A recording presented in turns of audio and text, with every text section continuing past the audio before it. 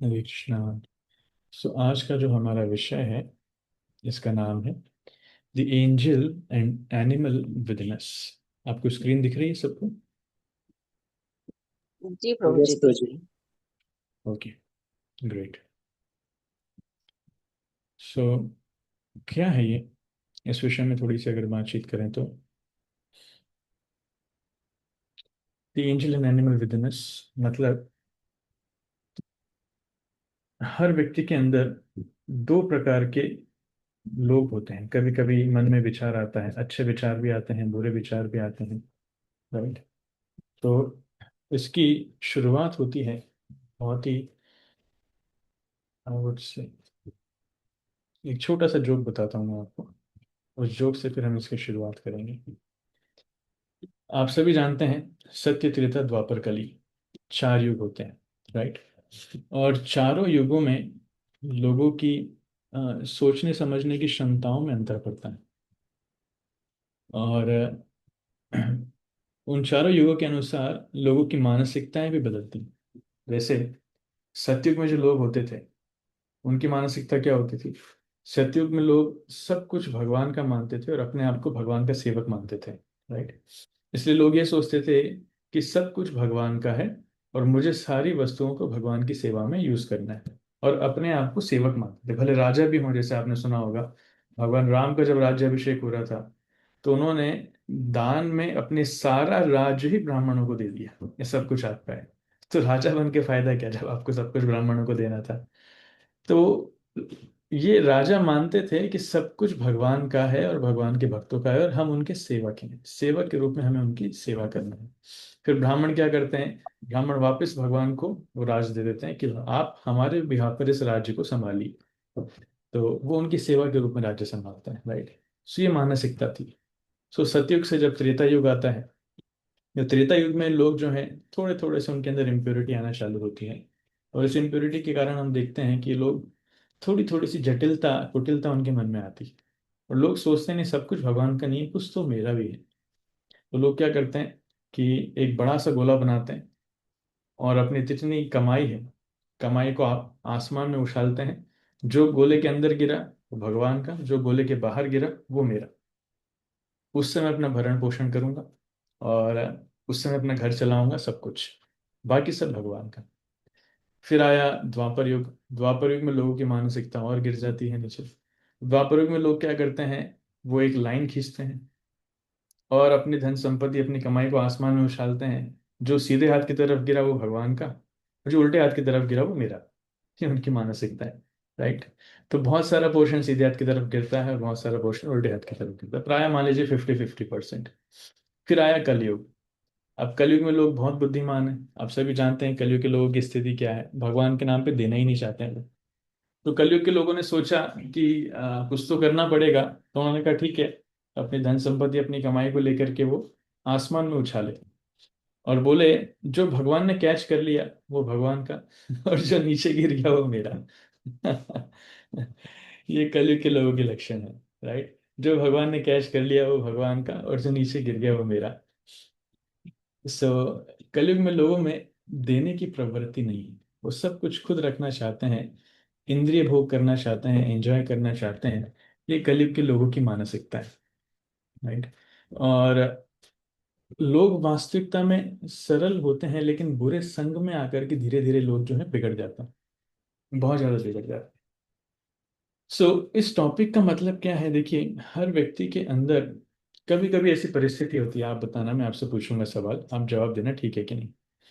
आप में से कितने लोगों को कभी कभी ऐसा लगता है कि मैंने इस व्यक्ति को बहुत गलत बोल दिया, इतना नहीं बोलना चाहिए था मुझे, बाद में पछतावा होता है, राइट? आप अगर वीडियो ऑन नहीं करेंगे तो मुझे समझ में नहीं आएगा, अगर आप लोग वीडियो ऑन करेंगे तो और अच्छे से समझ में आएगा। तो कभी कभी हम कुछ बोल देते हैं किसी को और बाद में बहुत पछतावा होता है, ऐसा लगता है कि नहीं, नहीं बोलना चाहिए था, मैंने गलत बोल दिया।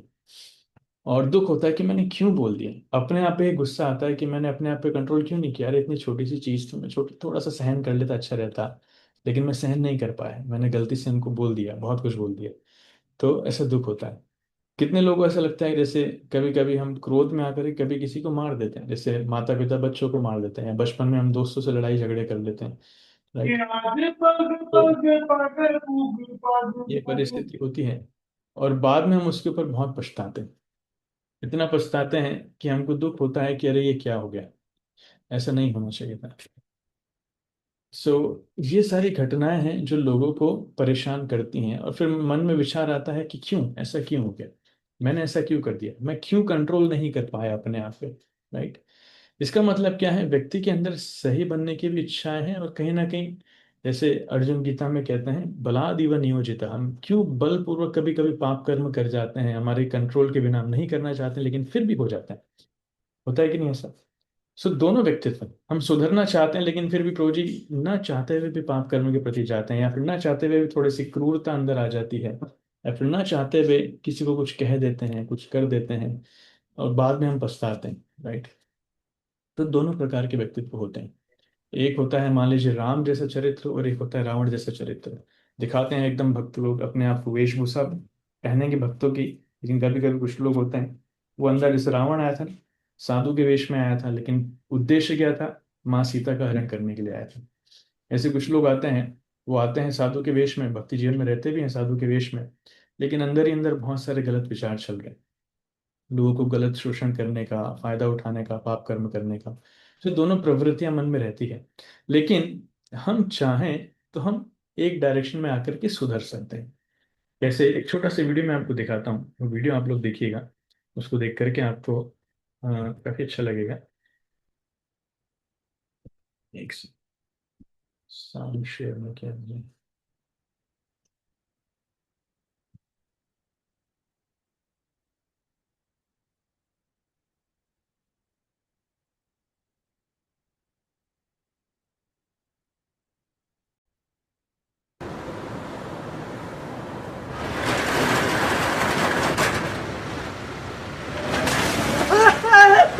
จะไปไหนก็ไปไม่มีที่ถอนให้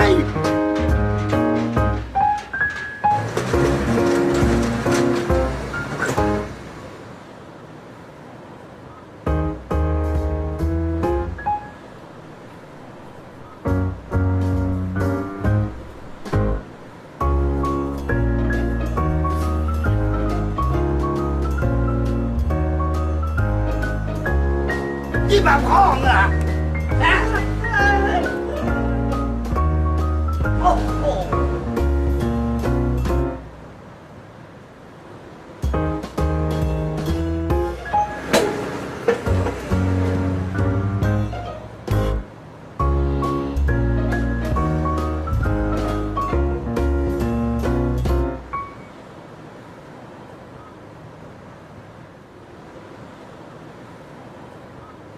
เดี๋ยว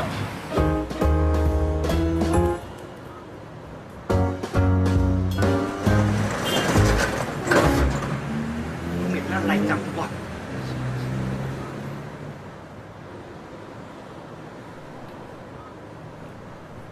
อุ้ยมึงเยี่ยวหน้าร้านกูเหรอไอ้เป็น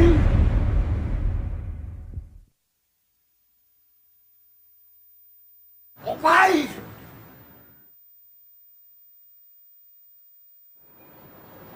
มันไปทำอะไรให้ปลานักหนา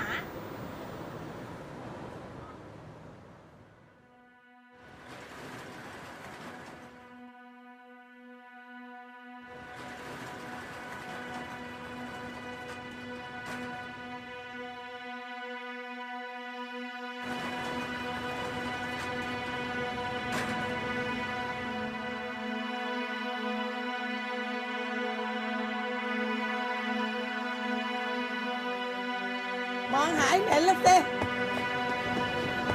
โอ้ย มันไม่อยู่แล้ว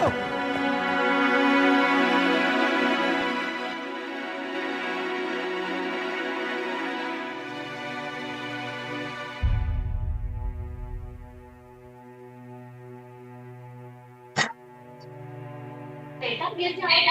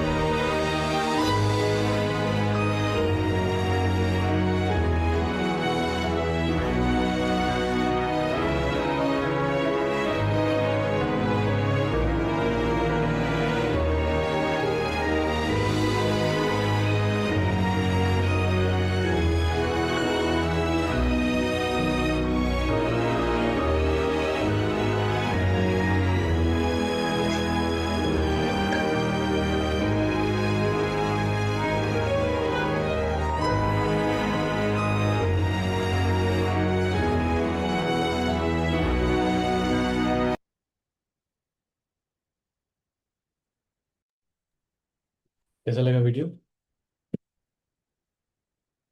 क्या सीखने को मिला? कोई कुछ शेयर करेगा?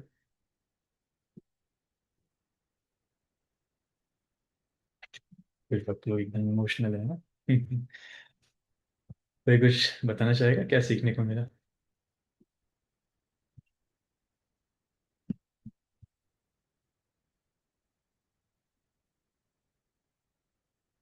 यस, संतोषी माता।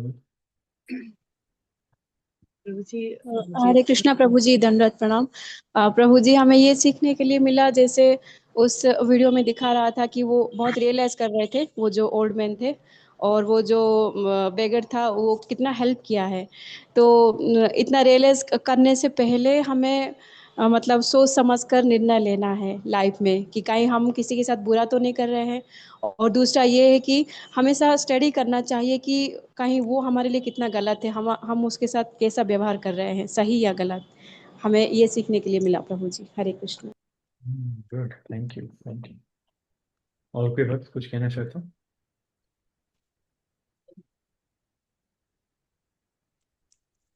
यस, दीप्ति में ही राधा माता जी। हरे कृष्ण प्रभु जी दंडवत प्रणाम। या मेरे कौन? ना जाएंगे मेरे साथ। वही वो दे दे तू कितने वाली 2 रुपए वाली। कोई कुछ कहना चाह रहा है? फिर मेरा आप प्लीज हाथ उठा सकते हैं। दीप्ति में माता जी, आपने हाथ उठाया, आप बोलिए। हरे कृष्ण प्रभु जी दंडवत प्रणाम। यस। प्रभु जी इस वीडियो से हमको ये सीखने को मिला है कि हम बिना विचारे बिना व्यक्ति को समझे और अपने मन में जो मनोकल्पना कर लेते हैं कि ये, जैसे उस वीडियो में दिखाया गया है कि उसको, जो दुकान के मालिक होते हैं, उनको ये लगता है कि रोज मेरी दुकान के सामने आके सोता है। लेकिन कंडीशन क्या थी, वो उसकी दुकान की रक्षा करता था चोरों से बचाने के लिए, और वहीं पे वो सो जाता था। ऐसे ही हम, मेरे साथ भी कई बार हुआ है प्रभु जी कि हम अपनी मनोकल्पना से कुछ भी कहानी गढ़ लेते हैं और उसके अनुसार हम व्यक्ति को ब्लेम कर देते हैं। ये हमारी सबसे बड़ी कमजोरी या गलती है, इसको हमको सुधारना चाहिए। हरे कृष्ण दंडवत प्रणाम। Thank you, thank you so much. और कोई भक्त लोग कुछ कहना चाह रहे हैं?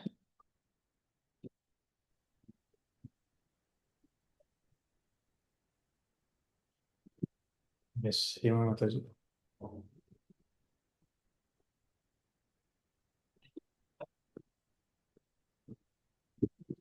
हेमा माता जी, आप अनम्यूट कीजिए।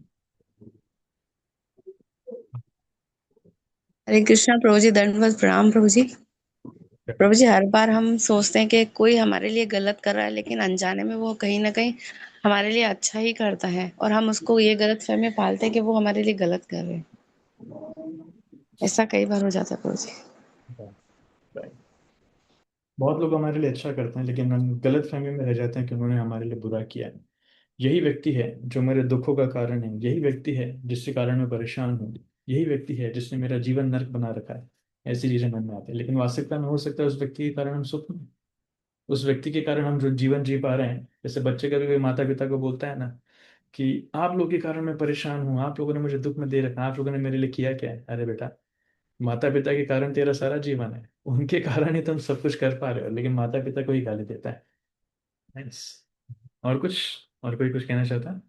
लास्ट कंट्रीब्यूशन, फिर हम आगे बढ़े नहीं।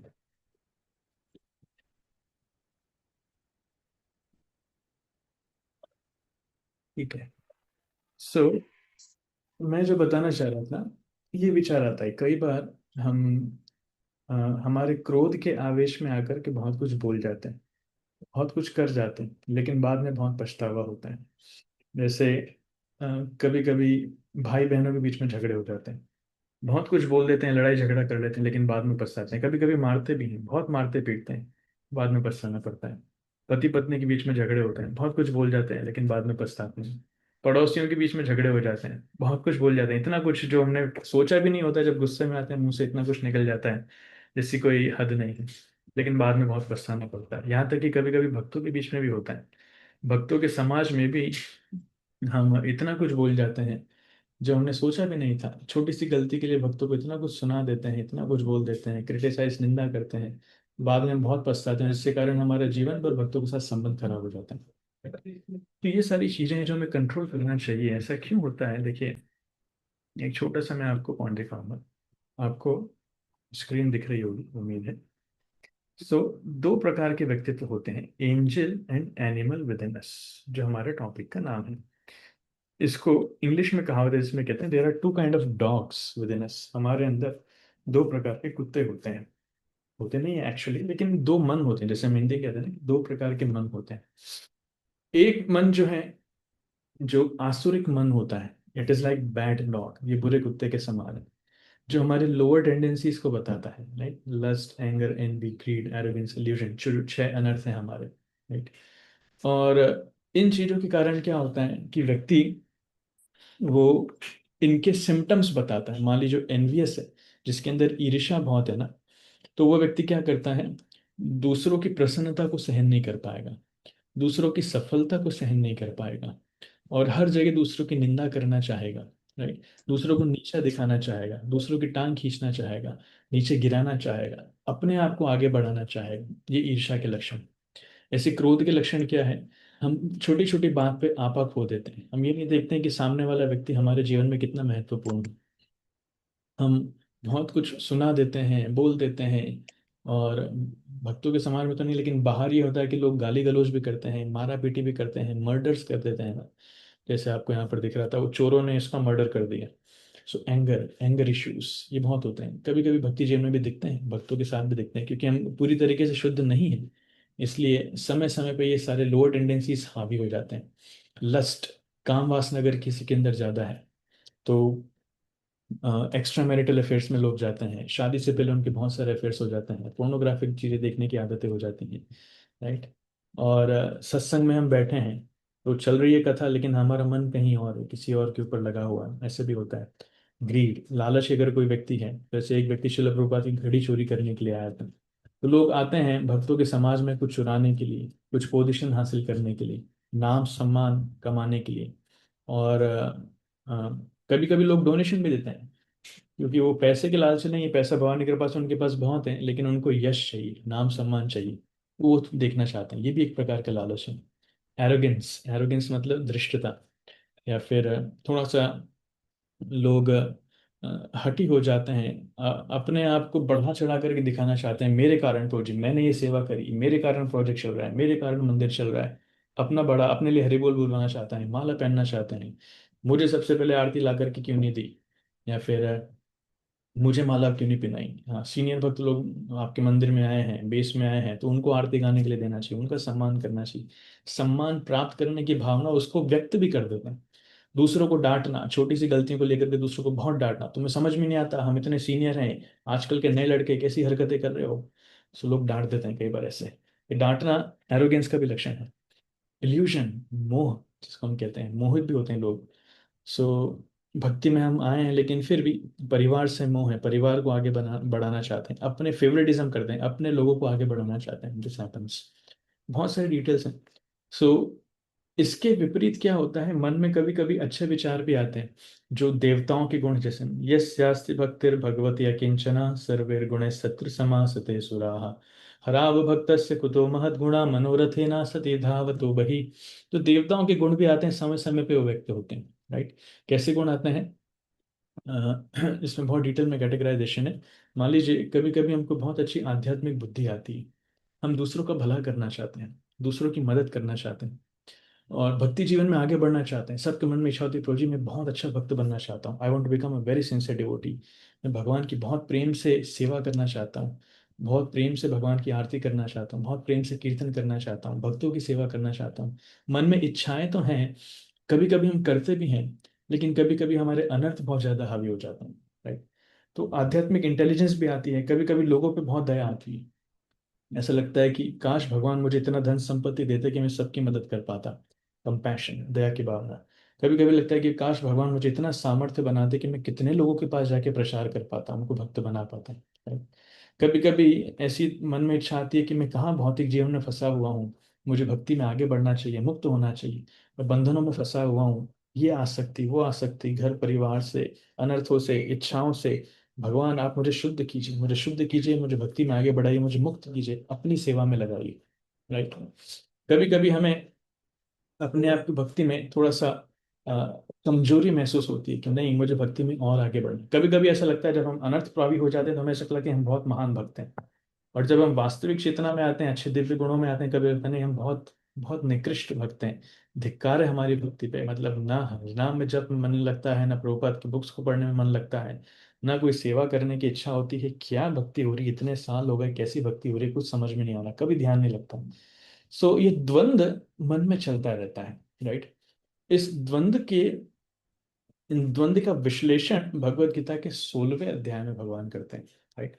16वां अध्याय है divine and demonic nature, Divya आसुरी और दिव्य गुण। इसकी विवेचना भगवान उसमें करते हैं। तो कैसे हम समझें कि जो भाव हमारे मन में आ रहे हैं वो भाव ठीक है कि नहीं, वो भाव दिव्य हैं वो, कि वो भाव आसुरी के, ये पहचानना सबसे पहला लक्षण है। जब तक हम पहचानेंगे नहीं तब तक हम सुधार नहीं कर पाएंगे। कभी कभी क्या होता है, जैसे ये यशाति भक्त के जो श्लोक मैंने बोला, इसमें लास्ट लाइन आती है, मनोरथेना सती धावतो बही। कि जो अभक्त लोग हैं उनको लगता है उनके अंदर बहुत अच्छे गुण हैं, लेकिन वास्तविकता में कोई अच्छे गुण है नहीं, वो मन के रथ पे चल रहे हैं, वो मन में ही मान के चलते हैं कि वो बहुत अच्छे हैं।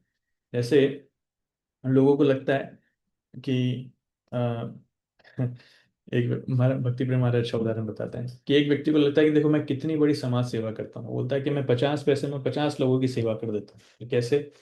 50 पैसे का एक माचिस खरीदता हूँ, और जिसको भी सिगरेट पीने की इच्छा होती है मैं उसको जला करके सिगरेट जला देता हूँ। तो देखो कितनी बड़ी, 50 पैसे में 50 लोगों की सेवा कर रहा हूँ, कितनी बड़ी समाज सेवा कर रहा हूँ। सो लोगों की सेवा करने की धारणा है, उसको लग रहा है सेवा कर रहा है, लेकिन वास्तविकता में पाप कर्म कर रहा है वो, राइट। सो जैसे कुछ दोस्त होते हैं, दोस्त तो बिगाड़ने का काम करते हैं। अरे यार तू अभी तक मतलब तू बहुत सरल रह गया, चल हम तेरे को दुनियादारी सिखाते हैं। फिर उसको लेकर के जाएंगे, सिगरेट पीना सिखाएंगे, शराब पिलाना सिखाएंगे, तो उसको लगता है कि बड़ा एहसान कर रहे हैं, इसको जिम्मेदार बना रहे हैं, दुनियादारी सिखा रहे हैं। दुनियादारी नहीं सिखा रहे हैं, उसको पाप कर्म करना सिखा रहे हैं, राइट। सो लोगों को लगता है कि हम सेवा कर रहे हैं, हम कितने महान हैं, लेकिन वास्तविकता में वो क्या कर रहे हैं, वो पाप कर्म कर रहे हैं। इसलिए मनोरथेना सती धावतो बही। जब तक हम भक्ति में नहीं आते हैं तब तक हम वास्तविकता में पता ही नहीं चलता है कि सही सेवा क्या है, हम सही गुण क्या है और बुरे गुण क्या है। हमें लगता है बुरे गुणों को ही अच्छे गुण मानते हुए हम आगे बढ़ जाते हैं। इसलिए ये विश्लेषण जानना बहुत जरूरी है कि सही गुण क्या है और अच्छे गुण क्या है। 16वें अध्याय में भगवान इसका बहुत डिटेल में विश्लेषण करते हैं, राइट। सो ये सिनॉप्सिस में कुछ कुछ चीजें मैं आपको इसमें से बताऊंगा। जैसे चौथे चौथे श्लोक में भगवान कहते हैं आसुरिक गुण क्या है। आसुरिक गुणों में वर्णन आता है प्राइड। सबसे पहला लक्षण है अहंकार। अहंकार, जो अहंकारी पुरुष होते हैं, यहाँ तक 16 अध्याय में भगवान ये भी कहते हैं, अहंकारी व्यक्ति क्या सोचते हैं, ईश्वरो अहम, अहम भोगी, सिद्धो हम बलवान सुखी। वो सोचते हैं कि मैं ईश्वर हूँ। जैसे हिरण्यकशिपु रावण अपने आप को ईश्वर मानते थे। हाँ, भगवान की पूजा नहीं होनी चाहिए, विष्णु की पूजा नहीं होनी चाहिए, मंदिरों में किसकी पूजा होनी चाहिए, हिरण्यकशिपु की। बोलो ओम हिरण्यकशिपे नमः, ऐसा करके खुद का ही मंत्र बना दिया था। सो ईश्वरो अहम, अहम भोगी, अपने आप को भोगी मानते हैं, दुनिया की सारी वस्तुएं मेरे एंजॉयमेंट के लिए, मेरे भोग के लिए। सिद्ध हम, मैं सिद्ध हो चुका हूँ, राइट। 5 वरदान प्राप्त करके हिरण्यकशिपु बोला कि वो अमर हो चुका है, सिद्ध हो चुका है। बलवान सुखी, मैं बहुत बलवान हूँ, शक्तिशाली हूँ, पूरी दुनिया का सबसे, पूरे ब्रह्मांड का सबसे शक्तिशाली व्यक्ति हूँ। देवताओं को भी सेवक बना के रखा है, इसलिए अपने आप को सुखी मानते हैं। लेकिन उनका सुख ज्यादा लंबा चलता नहीं है, बड़ी जल्दी उनका सुख जो है दुख में कन्वर्ट हो जाता है। और वो जो है भगवान की जो रियलिटी सामने आती है, नृसिंह देव रूप में भगवान प्रकट होते हैं, तो अपने हाथों से उनकी छाती फाड़ देते हैं। एनीवेज पॉइंट इस, ये देवताओं का लक्षण, सॉरी ये असुरों का लक्षण है कि वो अहंकार उनके मन में बहुत होता है, राइट। भक्तों का लक्षण क्या है? भक्तों का लक्षण इसका ठीक उल्टा है। देखिए आसुरिक गुण और दिव्य गुण दोनों उल्टे होते हैं, आपस में विरोधाभासी होते हैं। अगर आसुरिक गुण है अहंकार, तो भक्तों का गुण क्या होगा, इसका उल्टा क्या होना चाहिए? अहंकार का उल्टा क्या होता है? विनम्र, विनम्रता। विनम्रता। विनम्रता। भक्त लोग विनम्र होते हैं। इसलिए आप देखेंगे भक्ति के 6 अंगों में वर्णन आता है, दैन्य सबसे पहला अंग ही है, दैन्य, दीनता, विनम्रता। जो भक्त लोग हैं वो विनम्र बनते हैं। वो कभी भी लड़ाई झगड़ा नहीं करते हैं, वो कभी भी दूसरों को दुख नहीं देते हैं, कष्ट नहीं देते हैं, भला बुरा नहीं बोलते हैं, वो विनम्र होते हैं, सहन करना जानते हैं। कभी कोई उनके साथ कुछ बुरा कर भी दे, उसको भी वो सहन कर जाते हैं विनम्रता से। इसलिए महाप्रभु की शिक्षाओं में महाप्रभु इस गुण के ऊपर बहुत जोर देते हैं। तृणादपि सुनीचेन, पहला ही है विनम्रता। तरोरेव सहिष्णुना अमानिना मानदेना कीर्तनीय सदा हरि। तो भक्त लोग विनम्र होते हैं।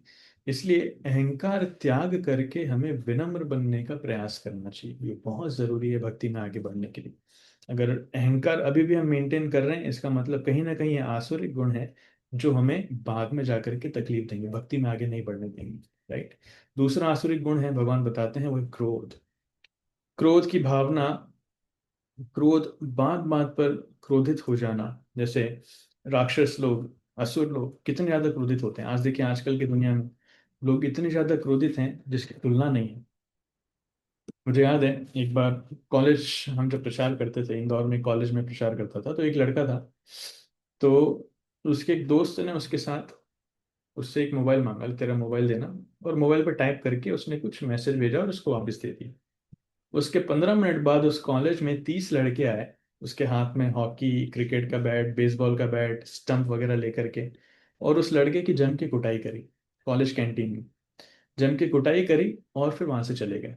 वो लड़का, उसको बहुत सारे फ्रैक्चर हो गए, वो एडमिट रहा। और 6 महीने तक वो ट्रीटमेंट लिया, उसको ठीक हुआ। और 6 महीने बाद उसने एक एक व्यक्ति को बुलवाया और पकड़ वगड़ के उसने उनको कुटवाया। सबके कॉन्टेक्ट होते हैं, किसी के चाचा, किसी के मामा, कहीं ना कहीं कॉन्टेक्ट निकल ही जाते हैं। पर कहने का मतलब है, क्रोध में आकर के व्यक्ति क्या करता है। तो किसी ने पूछा, भैया ऐसा क्या हुआ, क्या मोबाइल से टाइप किया था? बोले, मोबाइल से टाइप करके उसने कुछ गलत चीजें लिख करके एक लड़की को भेज दिया था। उस लड़की ने अपने भाई को बताया, उसके भाई ने इतने सारे लोगों को भेजा। सो क्रोध के आवेश में आकर के इतनी सारी चीजें होती हैं, पूरी पढ़ाई बर्बाद, उसका शरीर खत्म, इतने सारे फ्रैक्चर उसके शरीर में हो गए। और बदले में आकर के वो भी सारी चीजें करते हैं। सो आप देखिए, it's one of the very common elements. आजकल लोग क्रोध पर नियंत्रण नहीं कर पा रहे। छोटी छोटी बातों में लोग क्रोधित होते हैं, बहुत कुछ बोल देते हैं, बहुत कुछ कर देते हैं, कितने ही रिश्ते खत्म हो रहे हैं, पति पत्नी के रिश्ते भी खत्म हो रहे हैं। सो असुरों का लक्षण है वो क्रोधित, हमेशा क्रोधित रहते हैं। It's one of the temperaments. आजकल लोगों ने इसको नाम भी दे दिया, एटीट्यूड नाम से लोग बोलते हैं। It's not attitude, it's anger. और भक्तों के जीवन में इसका उल्टा होना चाहिए। क्रोध का उल्टा क्या होता है? सहनशीलता। सहनशीलता। Very good, tolerance. इसलिए दूसरा गुण महाप्रभु बोलते हैं, तरोरिव सहिष्णुना। भक्तों को क्रोध सहन करना आना चाहिए। दूसरा, अगर कोई क्रोध में है तो उसका क्रोध भी सहन करना आना चाहिए। तरोरिव सहिष्णुना, तरोर मतलब पेड़। पेड़ का उदाहरण क्यों दिया है? पेड़ का उदाहरण इसलिए दिया है, चैतन्य चेतामृत में वर्णन आता है कि पेड़ से आप जो मांगोगे वो देगा। आप फल मांगोगे, फल दोगा, फल देगा, छाया भी देगा। और यहाँ तक कि अगर पेड़ को कोई काटेगा या, तब भी वो कुछ बोलेगा नहीं। कोई मारेगा पेड़ को तब भी कुछ बोलेगा नहीं वो। पानी नहीं देंगे तब भी मांगेगा नहीं। राइट, सूख जाएगा लेकिन पानी मांगेगा नहीं। यहाँ तक कि मरने के बाद भी उसकी लकड़ी लेकर के लोग यूज करते हैं, मरने के बाद भी वो दूसरे की सेवा में यूज आ रहा है। इसको कहते हैं सहिष्णुता। इसलिए तरोर रिवर्स सहिष्णुता, हमें पेड़ के समान सहिष्णु होना चाहिए। इसका बेस्ट एग्जाम्पल आता है हरिदास ठाकुर। हरिदास ठाकुर को कैसे 22 बाजारों में मारा जा रहा था, लेकिन हरिदास ठाकुर सब कुछ सहन कर रहे थे। यहाँ तक कि भगवान से प्रार्थना भी कर रहे थे कि भगवान, इनका कोई अपराध नहीं है, बिकॉज ये अज्ञानी है, इनको पता नहीं है क्या कर रहे हैं, इसलिए इनको क्षमा कीजिएगा। तो महाप्रभु अपने चक्र से उनको मारना चाह रहे थे, पर हरिदास ठाकुर की प्रार्थनाओं से उनको मार नहीं पा रहे थे। हरिदास ठाकुर उन्हीं के लिए प्रार्थना कर रहे थे। राइट। ऐसे ही जगाई मदाई ने नित्यानंद प्रभु के ऊपर प्रहार किया, उनके सिर से खून निकल गया, लेकिन फिर भी नित्यानंद प्रभु उनको क्षमा कर दिया, सहन कर दिया। महाप्रभु उनको भी मारना चाह रहे थे, लेकिन नित्यानंद प्रभु के चरणों में गिर गए, नहीं महाप्रभु आप क्षमा कर दीजिए। आपका अवतार लोगों को मारने के लिए नहीं हुआ, लोगों को प्रेम देकर के परिवर्तित करने के लिए हुआ। इसलिए आप इनको प्रेम दीजिए, परिवर्तित कीजिए। जीसस क्राइस्ट, जीसस क्राइस्ट का एग्जाम्पल श्रील प्रभुपाद जी बहुत कोट करते हैं कि जीसस क्राइस्ट को लोगों ने क्रूसीफाई कर दिया, सूली पे चढ़ा दिया। जिन लोगों के लिए जीसस क्राइस्ट भले का काम कर रहे थे, सेवा कर रहे थे, उन लोगों ने ही उनको सूली पे चढ़ा दिया। लेकिन कभी भी जीसस क्राइस्ट ने प्रोटेस्ट नहीं किया, हमेशा लोगों के भले के लिए ही सेवा करते रहे। तो साधुओं के साथ कभी कभी होता है कि लोग प्रताड़नाएं देते हैं, भला बुरा बोलते हैं। हमें ये नहीं मानना चाहिए हम साधु जीवन में, भक्ति जीवन में आ गए तो हर कोई व्यक्ति प्रशंसा करेगा। नहीं, कभी कभी लोग भला बुरा भी बोलेंगे, स्पेशली जब हम बुक डिस्ट्रीब्यूशन पे जाते हैं। तो लोग भर्त्सना करते हैं, अरे कहाँ आ गए डिस्टर्ब करने के लिए, भागो यहाँ से, तुम दिख नहीं रहा यहाँ पे, हम लोग बिजी हैं। हाँ, कहाँ कहाँ से मांगने वाले रहते हैं, लोग धुतकार करके भगाते हैं, गाली दे करके भगाते हैं। सब सहन करना चाहिए। कभी कभी भक्तों के बीच में भी कुछ हो जाए, उसको भी सहन करना चाहिए। लेकिन क्रोध का आश्रय कभी नहीं लेना चाहिए। जो व्यक्ति क्रोध का आश्रय लेगा, मान के चलिए वो राक्षस आसुरिक प्रवृत्ति का आश्रय ले रहा है। भक्त लोग कभी क्रोधित नहीं होते हैं। आध्यात्मिक गुरु क्रोधित होते हैं शिष्य के ऊपर, वो उनका अधिकार है, लेकिन वो उसके भले के लिए। पर इसके अलावा जनरली भक्त लोग हमेशा सहन करते हैं। Right? तीसरा है एरोगेंस। एरोगेंस हमने बताया, धृष्टता पहले ही विवेचना कर चुका हूँ। चौथा है कंसीट। कंसीट मतलब धोखा देने की प्रवृत्ति, धोखेबाजी। जो विश्वास नैव कर्तव्यम, बाहर के लोगों के ऊपर हम विश्वास नहीं कर सकते हैं। लोग बहुत सारे प्रॉमिस करते हैं, वचन देते हैं, लेकिन कभी फॉलो नहीं करते। राइट। इसलिए भक्ति जीवन में हम जो बोल रहे हैं वो हमें फॉलो करना चाहिए। सबसे पहला वचन जो हम गुरु को देते हैं, 16 माला और 4 नियम का जीवन भर फॉलो करना चाहिए। कोई भी दिन ऐसा ना जाए जब हम भगवान के नाम की 16 माला नहीं कर पा रहे हैं और 4 नियम पालन नहीं कर पा रहे हैं। कभी कभी ये होता है कि भक्त लोग 16 माला, प्रभु जी आज 12 माला ही हो पाई, प्रभु जी आज 10 माला ही हो पाई, तो कल मैं इसको मेकअप कर लूंगा। आज 12 हुई तो कल 20 कर लूंगा, 4 माला कल बढ़ा लूंगा। नहीं, ये रूल नहीं है। ये रूल नहीं है, मतलब ये हमारे लिए एग्जम्पशन नहीं है जो शास्त्रों में दे रखा है।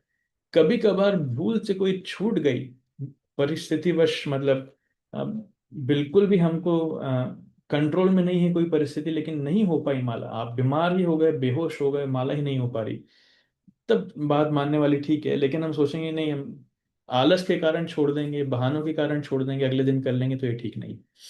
इसलिए कमिटमेंट जरूरी है, डिटर्मिनेशन जरूरी है। ये आलस नहीं होना चाहिए। सो भक्ति में धोखेबाजी की प्रवृत्ति नहीं होना चाहिए। कुछ लोग आते ही हैं धोखा देने के लिए, कुछ लोग आते ही हैं दूसरों को नुकसान पहुंचाने के लिए, बहुत कुछ बातें करते हैं, बोल करके जाते हैं, धोखा देते हैं। ये नहीं चलेगा। महाप्रभु पतित पावन है, कपटी पावन नहीं है। जो कपट करने के लिए आया है वो शुद्ध नहीं हो पाएगा। राइट। ऐसे ही अगला गुण आता है हार्शनेस। हार्शनेस मतलब कठोरता। कुछ लोग प्रेम से बात नहीं कर पाते, उनके मन में सद्भावना नहीं होती, बहुत कठोर हो जाते हैं, बातचीत में कठोर हो जाते हैं, व्यवहार में कठोर हो जाते हैं। उनके पास जाने में ही डर लगता है कि कभी जाएंगे तो ये मतलब क्या बोल देंगे, मुंह से क्या निकाल देंगे, क्या कर जाएंगे, समझ में नहीं आता। ये बहुत बुरा गुण है। भक्त को कोमल होना चाहिए। कठोरता का विपरीत होता है कोमलता।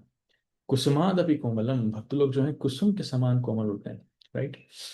गुरु का लक्षण है कि वो शिष्य के प्रति कठोर होते हैं, बट साधारणतया सभी भक्त लोग कोमल होते हैं। भक्तों का व्यवहार इतना मधुर और इतना कोमल होना चाहिए। हमारे गुरुमाश कहते हैं कि भक्तों का हृदय इतना कोमल होना चाहिए, एकदम मक्खन के समान, कि भगवान आकर के उसको चुरा करके लेके जाए। That should be devotees heart. So भक्त लोग बहुत विनम्र, बहुत कोमल होने चाहिए। They should be easily approachable, कोई भी व्यक्ति जाकर के उनसे बातचीत कर सके। Right. And ignorance, last is ignorance. Ignorance मतलब अज्ञानता। असुरों के पास ज्ञान नहीं है, ज्ञान है भी सही तो उसका साक्षात्कार नहीं है। हो सकता है शास्त्रिक ज्ञान हो, लेकिन वो अपने जीवन में पालन नहीं करते हैं, जिसको इग्नोरेंस कहा जाता है, अज्ञानता।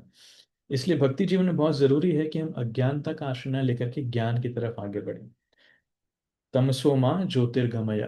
तमसो मतलब, तमस मतलब अज्ञानता, अज्ञानता से हम किसकी तरफ आगे बढ़े, ज्योति मतलब ज्ञान की तरफ।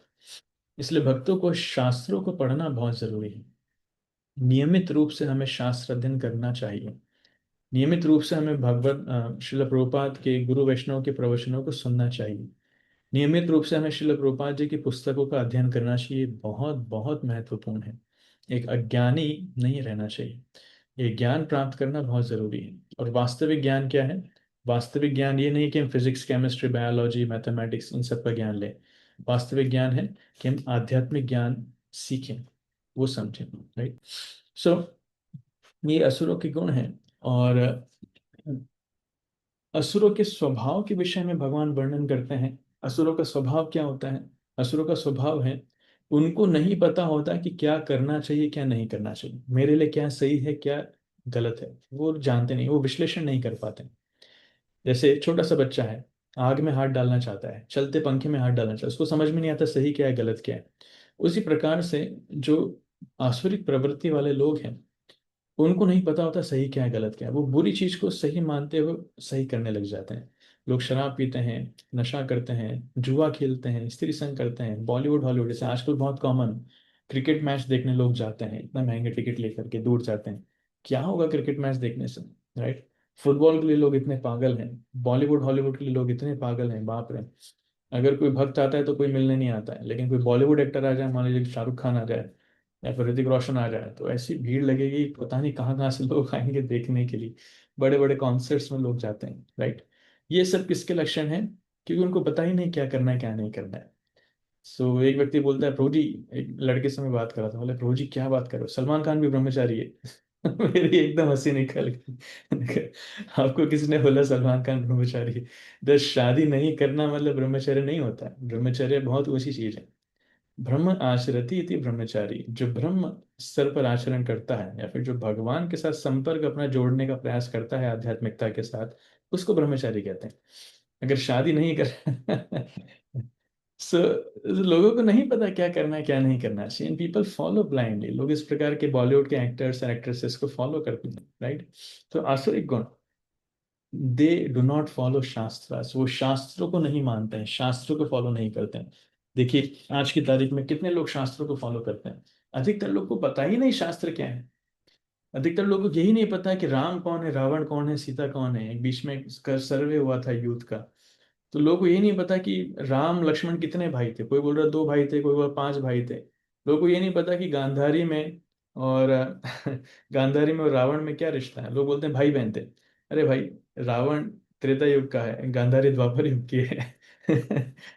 सो लोगों को नहीं पता, शास्त्र पता ही नहीं है तो फॉलो क्या करेंगे? इसलिए भक्तों के लिए बहुत जरूरी है कि उनका जीवन शास्त्र सम्मत होना चाहिए, शास्त्रों को पढ़ करके शास्त्रों के अनुसार हमारा जीवन बिताएं। इसलिए भक्तों के लिए बहुत जरूरी है कि हमें शास्त्र पढ़ने की हैबिट होना चाहिए। एवरी डे, हर दिन कम से कम आधा घंटा 1 घंटा, जितना समय मिले उतने समय में प्रभुपाद जी की पुस्तकों का अध्ययन करना चाहिए। श्रील गोपाल कृष्ण गोस्वामी महाराज कहा करते थे कि अगर कोई व्यक्ति रोजाना 2 घंटे प्रभुपाद की पुस्तक पढ़ेगा तो उसको माया छू भी नहीं सकती। जो भी व्यक्ति रोजाना 2 घंटे प्रभुपाद की पुस्तकों का अध्ययन कर सकता है उसको माया छू भी नहीं पाएगी। ये गोपाल कृष्ण महाराज क्या कहते थे, राइट? सो शास्त्रों को पढ़ना चाहिए। और जो आसुरिक प्रवृत्ति वाले लोग होते हैं उनका स्वभाव क्या होता है? दे आर अनक्लीन, बहुत गंदे वो रहते हैं, साफ सफाई उनके पास नहीं होती, नहाते नहीं है, और स्वच्छ कपड़े नहीं पहनते हैं, पुराने कपड़े पहनते हैं, खाने पीने की आदतें गंदी होती है, जहाँ रहते हैं वहां गंदगी होती है। भक्तों को बहुत साफ होना चाहिए। उनका उनका गेटअप, उनका ड्रेसिंग सेंस, उनका शुचिता, बाहरी शुचि, एक्सटर्नल क्लीनलीनेस, इंटरनल क्लीनलीनेस, दोनों उनको देखकर ही सतगुण के लक्षण समझ में आने चाहिए। जहाँ वक्त लोग रह रहे हैं, जो कर रहे हैं, everything should be properly clean, right? और प्रॉपर बिहेवियर, भक्तों का आचरण भी बहुत अच्छा होना चाहिए। आसुरी लोग हैं ना, उनका आचरण बहुत बुरा होता है। कब किसके सामने क्या बोलना है, जैसे कुछ अच्छे बड़े बड़े लोग हैं, वो भी बातचीत में बोलते बोलते बीच बीच में गाली बक देते हैं, राइट? उनको पता ही नहीं है कि हम कहाँ बैठे हैं, किसके सामने बैठे हैं, कैसे बातचीत करना चाहिए। ये अच्छा गुण नहीं है। लेकिन भक्तों की भाषा शैली बहुत कंट्रोल्ड होना चाहिए, उनका व्यवहार बहुत कंट्रोल्ड होना चाहिए। उनको पता होना चाहिए कि हमें कब कहाँ क्या बोलना है क्या नहीं बोलना है, कब कहाँ हमें कैसे व्यवहार करना है कैसे नहीं करना है। इसलिए वैष्णव एटिकेट्स बहुत इंपॉर्टेंट है, वैष्णव सदाचार। कभी वैष्णव सदाचार के ऊपर भी हम कोर्स लेंगे, मेरी प्लानिंग में है वो। तो ये सदाचार सीखना है, सीनियर से कैसे डील करना है, जूनियर से कैसे डील करना है, इक्वल से कैसे डील करना है, बाहर के मंदिर के लोगों से कैसे डील करना है, दूसरे संप्रदाय के साधु से कैसे डील करना है, नॉर्मल लोगों से कैसे डील करना है, वरिष्ठों से कैसे डील करना है। ये व्यवहार सीखने चाहिए, राइट? जितना अच्छा व्यवहार होगा उतना ही हम भक्ति में बहुत आगे बढ़ पाएंगे। नॉट ट्रूथफुल, जो आसुरिक लोग हैं वो सत्यवादी नहीं होते हैं, हमेशा झूठ का सहारा रहते हैं। इतने ही झूठ बोलते हैं, एक झूठ को छुपाने के लिए कितने सैकड़ों हजारों लाखों झूठ बोलने के लिए तैयार हैं वो। लेकिन भक्तों को हमेशा सत्यवादी होना चाहिए, सत्य का आश्रय लेना चाहिए, सत्य संकल्प होना चाहिए, अपने सत्य के ऊपर अडिग रहना चाहिए, राइट? और आसुरी लोग जो है दे आर सेल्फ सेंटर्ड, वो सिर्फ खुद पर ही ध्यान देते हैं, उनकी दुनिया उनके आसपास ही चलती है। तो जी, मुझे ये अच्छा नहीं लगता, आप ऐसा मत किया करो, मुझे बिल्कुल पसंद नहीं है सुनना। अरे, आप हमेशा खुद के हिसाब से सोचते हो क्या? मुझे अच्छा नहीं लगता, मुझे पसंद नहीं है, ये मेरे हिसाब से नहीं हो रहा है। आपके साथ किसने सर, आपको ये देखना है कि गुरुदेव को पसंद है कि नहीं, प्रभुपाद पसंद है कि नहीं, भगवान को पसंद है कि नहीं। जो भगवान को पसंद है वो करेंगे, जो भगवान को प्रिय है वही वो रहेंगे। सो आसुरिक लोग जो हैं दे आर सेल्फ सेंटर्ड। वो अपने घर में अपना बड़ा सा फोटो लगाएंगे, बड़े से एल्बम सजाएंगे और अवार्ड्स लगाएंगे। लेकिन भक्त लोग घर में क्या लगाते हैं, भगवान के फोटो लगाते हैं, प्रभुपाद के फोटो लगाते हैं। तो भक्तों के घर में भगवान केंद्र में है, प्रभुपाद केंद्र में है, लेकिन बाहर वालों के घर में अपने आप को केंद्र में रखते हैं। राइट, ये गड़बड़ वहां पर हो जाती है। इसलिए ये बाहर वालों को स्वभाव वैसा हो जाता है। आगे इस स्वभाव के आगे और भी डिटेल्स वर्णन आती हैं। क्या ये लोग सोचते हैं the world is unreal with no God in control. इनका मानना होता है कि ये दुनिया तो काल्पनिक है और कोई भगवान भगवान नहीं होते हैं, कुछ भगवान कंट्रोल में नहीं करते हैं। देखिए ये बताना क्यों जरूरी है। कभी कभी हम लोग भक्ति करते हैं लेकिन मन में धारणा यही होती है, हम जब करते हैं लेकिन मन में धारणा यही होती है, जब लोग हमें देखते हैं तब हम बहुत अच्छे से भक्ति करते हैं, बहुत सिंसियरली सेवा करते हैं। लेकिन जब लोग नहीं देखते हैं तब क्या करते हैं, हम करते ही नहीं। जैसे मुझे याद है, पहले भी मैंने बताया, एक भक्त था जो अ, जब गुरु महाराज आते थे तभी आते थे मंदिर में। जब गुरु महाराज नहीं आते थे तो कभी मंदिर में नहीं आता था, दिखता ही नहीं था। राइट, जब गुरु महाराज आते थे तो इतनी सेवा करता था, गुरु महाराज के आसपास घूमता था। यस गुरु महाराज, आप बोलिए गुरु महाराज क्या करना है। गुरु महाराज कीर्तन करते थे, बहुत डांस करता था जम के, और हमेशा फोटो में आपको आसपास गुरु महाराज को दिख जाएगा कहीं, लोग लगेगा बहुत महान भक्त है। लेकिन वो सिर्फ गुरु महाराज आते थे तभी आता था लेकिन जब गुरु महाराज नहीं है तो टोटली गायब। क्या भक्ति माला कहाँ रखी है, कहाँ टंगी है, कुछ पता नहीं, मंदिर क्या है, भक्त लोग कौन है, कुछ पता नहीं। लेकिन गुरु महाराज आते तो एकदम फ्रंट लाइन में आकर के। राइट, ये किसका लक्षण है, ये लक्षण है उनको लगता है कि हम किसी व्यक्ति को खुश करना चाहते हैं, उनसे कुछ लाभ लेना चाहते हैं। राइट, तो हम इस प्रकार की चीजें करते हैं, चापलूसी करते हैं। लेकिन वास्तविकता में हमें लगता है कि नहीं, क्या गुरुमा से देख नहीं रहे ना। गुरुमा से जब आते हैं तभी देखते हैं, जब गुरुमा चले जाते हैं तब थोड़ी देखते हैं। ऐसे हमको लगता है कि जब मंदिर में आते हैं, भक्तों के साथ में आते हैं, तभी भगवान हमें देखते हैं, जब अकेले रहते हैं तब भगवान नहीं देखते हैं इसलिए अकेले रह करके हम बहुत सारी गड़बड़ कर लेते हैं। माला करते हैं कि नहीं करते हैं, माला करते करते मोबाइल चला रहे हैं, टीवी देख रहे हैं। और कभी कभी प्याज लहसुन लोग खा लेते हैं, शादी पार्टी में जाकर के जम के दबा के खा लेते हैं, आने दो यहाँ तो कोई भक्त लोग नहीं है, कोई नहीं देख रहा हमें। स्टूडेंट लाइफ में बहुत होता है, स्टूडेंट लाइफ में बेस में बच्चों को कंट्रोल करते हैं, घर में जाकर के क्या क्या नहीं कर लेते हैं। राइट, तो उनको लगता है कि जब हम भक्तों के साथ में हैं, तभी भक्त लोग हमें देख रहे हैं, भगवान देख रहे हैं, लेकिन बाकी समय हमें कोई नहीं देख रहा है, हम जो चाहे वो कर सकते हैं। तो ये मानसिकता ठीक नहीं है, ये आसुरिक लोगों की मानसिकता है। वो लोग क्या सोचते हैं कि भगवान है ही नहीं, क्या तुम विश्वास करते हो, ये जन्म वो जन्म, भगवान कोई नहीं, हम जैसा चाहे वैसा कर सकते हैं, खाओ पियो ऐश करो, उनकी फिलोसफी। राइट, सो आसुरिक लोगों का लक्षण। और there is no cause other than lust and thus this world is produced purely by sex desire। कहते हैं, ये भगवद गीता के श्लोक में से आता है। वो सोचते हैं कि इस दुनिया में अस्तित्व का, इस दुनिया में आने का कोई कारण नहीं है, भगवान भगवान कुछ नहीं है, केवल काम वासना है। खाओ पियो ऐश करो, eat drink and be merry. Actually Charvaka मुनि एक ऋषि रहे हैं, उनकी भी फिलॉसफी जो नास्तिकवाद है वो इससे मैच करती है। वो कहते हैं ऋणम कृत्वा घृतम पिबेत जावत जीवेत सुखम जीवेत। जब तक जी रहे हो बहुत सुख में जियो, भले ऋण लेकर के भी घी पियो।